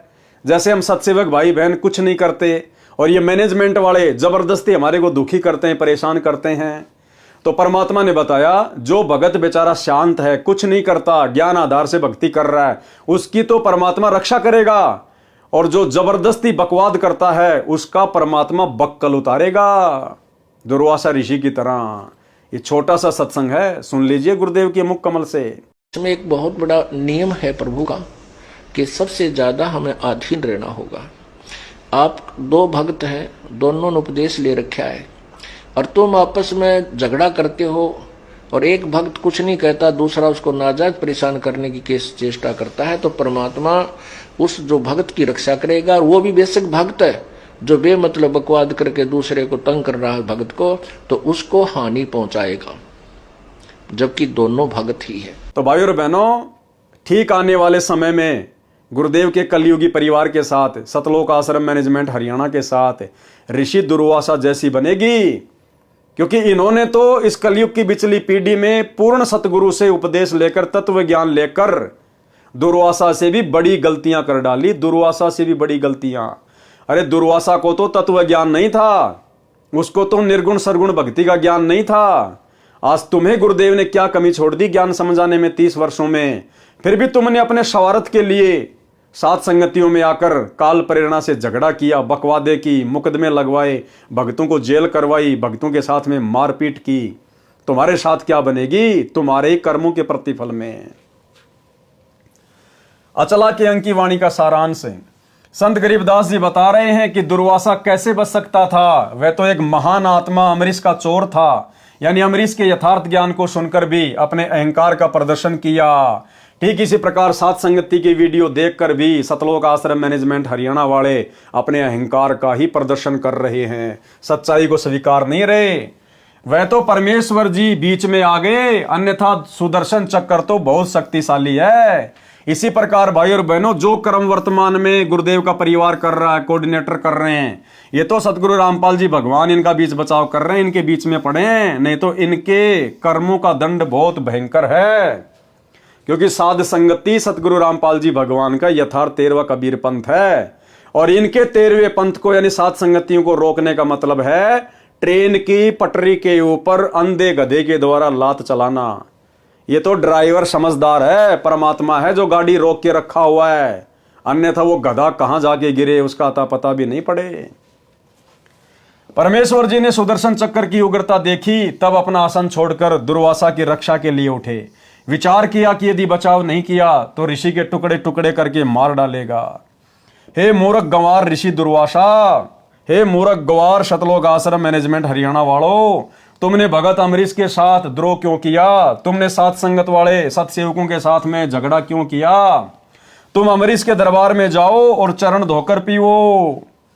पारक के अंक की वाणी का सारांश। दुर्वासा ऋषि ने भगवान से कहा कि आप तीनों लोकों के स्वामी हो, आप पूर्ण जगदीश हो, आप भक्तों के भगवान हो। आपके द्वार पर मेरी रक्षा नहीं हुई तो कहां होगी? आप अपने से दूर कहां भेज रहे हो प्रभु जी? सुदर्शन की मार से आपके बिना किसकी शरण में बचाव होगा? परमात्मा ने ऋषि दुर्वासा से कहा कि तुम अम्बरीश के दरबार में निसंकोच जाओ, डरो मत। मेरे भगत के द्रोही का मुंह तो काला होता ही है। उस भगत द्रोही के मुख में राख यानी कालिक पड़ती है, यानी उसकी तो दुर्गति होती है। और आने वाले समय में इन सतलोक आश्रम मैनेजमेंट हरियाणा वालों के साथ यही हाल होगा। परमेश्वर जी ने कहा, हे दुर्वासा, तुम मृत लोक यानी पृथ्वी लोक को शीघ्र जाओ, इस शास्त्रार्थ के चक्कर को त्याग दो। वाद विवाद तो जी का जंजाल होता है। बिना मर्यादा की भक्ति के तो जब तप अन्य करनी क्रियाएं काल हैं, यानी जीवन नाशक है। सच्चा गुरु तो केवल नाम जाप की दीक्षा देता है। सच्चा गुरु स्टेडियम नहीं बनवाता, हॉस्पिटल नहीं खुलवाता, राजनीति नहीं करवाता, गुंडों की सीबीआई जांच नहीं करवाता, आरक्षणों में भक्तों को नहीं बैठाता, जाटों के भवन नहीं बनवाता, गांव वालों के लिए रोडे नहीं बनवाता, एम्बुलेंस नहीं चलवाता। केवल नाम का जाप देता है, मर्यादा देता है। बिना मर्यादा की भक्ति के तो जब तक अन्य क्रियाएं काल हैं, यानी जीवन नाशक है। सच्चा गुरु तो केवल नाम की दीक्षा देता है। मैं उनके साथ नहीं रहता जो पाखंड करते हैं। अब ये सतलोक आश्रम मैनेजमेंट हरियाणा ने 2014 के बाद में अभी अभी आपको जो इनके कुकर्म गिनाए हैं, ये पाखंड है, पाखंड। मैं उनके साथ नहीं रहता जो पाखंड करते हैं, मान बढ़ाई की चाहत रखते हैं। तो भैया राजनेताओं के चक्कर काटने वाले तो मान बढ़ाई के भूखे होते ही है। मान बढ़ाई तो कुकरी यानी कुतिया के समान है, यानी बिना इज्जत का कार्य है। और आने वाले समय में गुरुदेव का परिवार आज वर्तमान में गुरुजी को ना समझकर, ज्ञान को ना समझकर, मर्यादाओं की धज्जियां उड़ाकर जिस प्रकार से भक्तों से सत्संगों के विरुद्ध क्रिया करवा रहा है, आने वाले समय में भाई और बहनों परमात्मा इनको इज्जत से नंगा करेंगे, नंगा। ये विधान है मालिक का, ये अपने कर्मों से शवतः हो जाएंगे। बच्चे बच्चे को पता चल जाएगा। अरे कल को क्या ये दुनिया परमात्मा की शरण में नहीं आएगी? क्या वो धनाना गांव वाले परमात्मा की शरण में नहीं आएंगे? आज जितने भाई बहन सतलोक आश्रमों में जाते हैं, ज्ञान को आधार नहीं बना रहे, क्या कल को ये ज्ञान को नहीं समझेंगे? क्या इनको मर्यादाओं के विषय में पता नहीं चलेगा? तो जितने बड़े बड़े कुकर्म इन्होंने कर दिए, ये कहां छुपेंगे? कहां छुपेंगे? ये बच्चा इनको ताने मारेगा, बच्चा कि काहे का गुरुजी का बेटा, काहे की गुरुजी की बेटी, काहे का कोऑर्डिनेटर 30 साल से क्या झक मरा रहा था गुरुजी के साथ में? तेरे को इतना भी नहीं पता चला? जो महापुरुष मोबाइल में वीडियो गेम खेलने के लिए मना करता है और तुमने उस महापुरुष के नाम से 1 करोड़ रुपए का स्टेडियम बनवा दिया। ये बच्चा इनको बोलने नहीं देगा। आने वाले समय में बच्चा बोलेगा कि राजनीति कहां है गुरुजी के सत्संग में? कब गुरुजी ने बीजेपी को वोट डलवाए, कांग्रेस को वोट डलवाए, कब आदेश दिया? दिखा। ये बोल नहीं पाएंगे आने वाले समय में भाई और बहनों, बोल नहीं पाएंगे। ये मान बढ़ाई तो कुकरी यानी कुतिया के समान है, यानी बिना इज्जत का कार्य है। परमात्मा के दरबार में इज्जत ना रही तो वह आत्मा गली की कुतिया के समान है, जो पाखंड करते हैं, अन्य को नीचा दिखाते हैं, उनकी यम के दूध छाती तोड़ते हैं, यानी बुरी मार मारते हैं। दुर्वासा ऋषि लौटकर राजा अम्बरीश के दरबार यानी राजभवन में गया। मरता क्या न करता, अपने ज्ञान को त्याग कर अपनी गलती मानकर कहा कि आप तो मेरे ईश्वर हो, मेरे प्राण आधार हो, दया करो, मेरे प्राणों की रक्षा करो, मेरी पीठ पर कृपया भरा हाथ रखो ताकि मेरा दिल शांत हो, कलेजे को ठंडक पड़े, मेरा भय समाप्त हो। सुदर्शन चक्र को मेरे सिर पर शांत करके रखो। मैं आपका नौकर बनकर आपके दरबार में सदा रहूंगा। मेरे जीवन की रक्षा करो, मेरे प्राण बख्शो तथा भक्ति का दान दो। ऋषि दुर्वासा की दशा देखकर अम्बरीश हंसने लगे और प्रसन्न चित्त से ऋषि दुर्वासा से बोले कि हे देव ऋषि जी, आप तो मुझे प्राणों से भी प्रिय हो, मैं आपका दास हूं। अम्बरीश ने सुदर्शन चक्र जो आग की लपटें छोड़ रहा था, हाथ से पकड़कर शांत करके दुर्वासा को अपने पास बैठाया। दुर्वासा के ऊपर मेहर की, कहा कि भक्ति भाव से रहा करो, मान बढ़ाई में जीवन नष्ट ना करो। सुकर्मी पतिव्रता के अंक की वाणी नंबर 112 से 115 का सारांश। जब परमेश्वर कबीर जी ने ऋषि दुर्वासा जी से स्पष्ट कह दिया कि आप अम्बरीश के दरबार में जाओ, वे क्षमा करेंगे तो आपकी जान बचेगी, अन्यथा काल सिर पर नाच ही रहा है, तब ऋषि दुर्वासा को भीड़ी धरती हो गई, यानी धरती छोटी पड़ गई, यानी संकट में गिर गया और विचार किया कि मेरी ही गलती पाई। इसी प्रकार अंत में सतलोक आश्रम मैनेजमेंट हरियाणा को, जो वर्तमान में अहंकार में अंधा होके ये देख ही नहीं रहा कि परमात्मा की यथार्थ भक्ति कहाँ है, मर्यादाएं कहाँ हैं, साथ संगतियां क्या हैं, हम उन साथ संगत वालों के साथ में ऐसा बुरा बर्ताव क्यों कर रहे हैं। अंत में सतगुरुदेव भगवान के मुख कमल से जब इनको सुनने को मिलेगा कि भाई गलती तुम्हारी ही है, और इनको भी एहसास होगा कि हां हमारी ही गलती हुई है, यानी संकट में घिर गया और विचार किया कि मेरी ही गलती पाई। सुदर्शन चक्र पीछा नहीं छोड़ रहा है, अब तो राजा अम्बरीश ही पीछा छुड़वाएगा, वही जीवन दान देगा। राजा अम्बरीश बोले कि हे दुर्वासा देव जी, मैंने कुछ नहीं किया, आपने जैसा किया उसका फल ही मिला है, इसमें मेरा कोई दोष नहीं है। ऋषि दुर्वासा ने निवेदन किया कि मेरी रक्षा करो, सुदर्शन चक्र को शांत करो। राजा अम्बरीश ने सुदर्शन चक्र को शांत करके ऋषि को पकड़ा दिया, बोले कि ले तेरी मिसाइल, फिर गलती न करना। तब ऋषि दुर्वासा के जान में जान आई और अम्बरीश को आशीष दी कि धन्यवाद, आप विद्वान हो, महापुरुष हो। अचला के अंक की वाणी नंबर 133 134 का भी यही अर्थ है, दुर्वासा तथा अम्बरीश की सत्य कथा का सारांश। तो भाई और बहनों, आज की वीडियो में हम केवल इतना ही लेंगे। इन कथाओं के माध्यम से हमने शिक्षा साथ साथ लेकर चलना है। अगर हम इनको पढ़ते चले गए, सुनते चले गए, अपने जीवन में इन शिक्षाओं को लागू किया नहीं, तो इनको सुनने और सुनाने का कोई फायदा नहीं है। तो भाई और बहनों, हम भगत हैं, संत हैं, गुरुदेव ने हमारे कुछ लक्षण बताए हैं, गुण बताए हैं। हमने अपनी मर्यादाओं में रहकर, अपने परमात्मा से डरकर, भक्ति भाव से चलते हुए हमने इस काल के लोक में गुरु आशीर्वाद से विजय प्राप्त करनी है। यानी हमने हर स्थिति में ज्ञान को आधार बनाकर एक भगत के लक्षण अपने ऊपर धारण करके गुरुदेव को प्रसन्न करना है। अगर मोक्ष प्राप्त करना है तो सीधा सीधा पॉइंट है कि अपने गुरु को प्रसन्न रखो। आपकी किसी भी क्रिया से गुरु दुखी ना हो जाए। जिन बातन से गुरु दुख पावे उन बातों को दूर भगावे। हमने उन कर्मों से हमेशा दूरी बना के रखनी है जिन कर्मों से, जिन अमर्यादित हरकतों से हमारे गुरुदेव नाराज हों, रुष्ट हों, उनको चोट पहुंचे। तो हमने तो मोक्ष प्राप्त करना है, इसलिए तो हम इतना सब कुछ प्रयत्न कर रहे हैं। और यदि हमने मर्यादा तोड़ दी, भगत के लक्षण धारण किए नहीं, दुर्वासा की तरह हो गए, सतलोक आश्रम मैनेजमेंट हरियाणा वालों की तरह बिहेव करने लग गए, तो फिर क्या बनेगी हमारे साथ में। अंत में किया कर्म तो दे देगा परमात्मा, राजा बना देगा, महाराजा बना देगा, देव बना देगा, लेकिन मोक्ष तो नहीं हुआ। मोक्ष नहीं हुआ तो फिर 84, फिर ये कष्ट, समस्याएं यूं की यूं खड़ी रहेंगी। तो भाई और बहनों, हमने तो हर हाल में सहन करते हुए आगे बढ़ना है। जैसे हमारे गुरुदेव भगवान एक भगत की भूमिका करते हुए सबकी गालियां, सबकी मार पिटाई, सबके लांछन, सबके व्यंग, ताने, जेल सहन करते हुए निरंतर भक्ति मार्ग पर आगे बढ़ रहे हैं।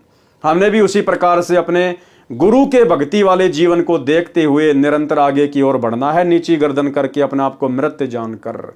तब गुरु हमसे प्रसन्न होंगे। तो भाई और बहनों, आज की वीडियो में केवल इतना ही। कल रात्रि 8 बजे फिर से सभी भाई बहन लाइव जुड़िए। तब तक गुरुदेव भगवान हम सबको आज्ञा दें, इजाजत दें, आशीर्वाद दें। बंदी छोड़ सतगुरु रामपाल जी भगवान की जय हो।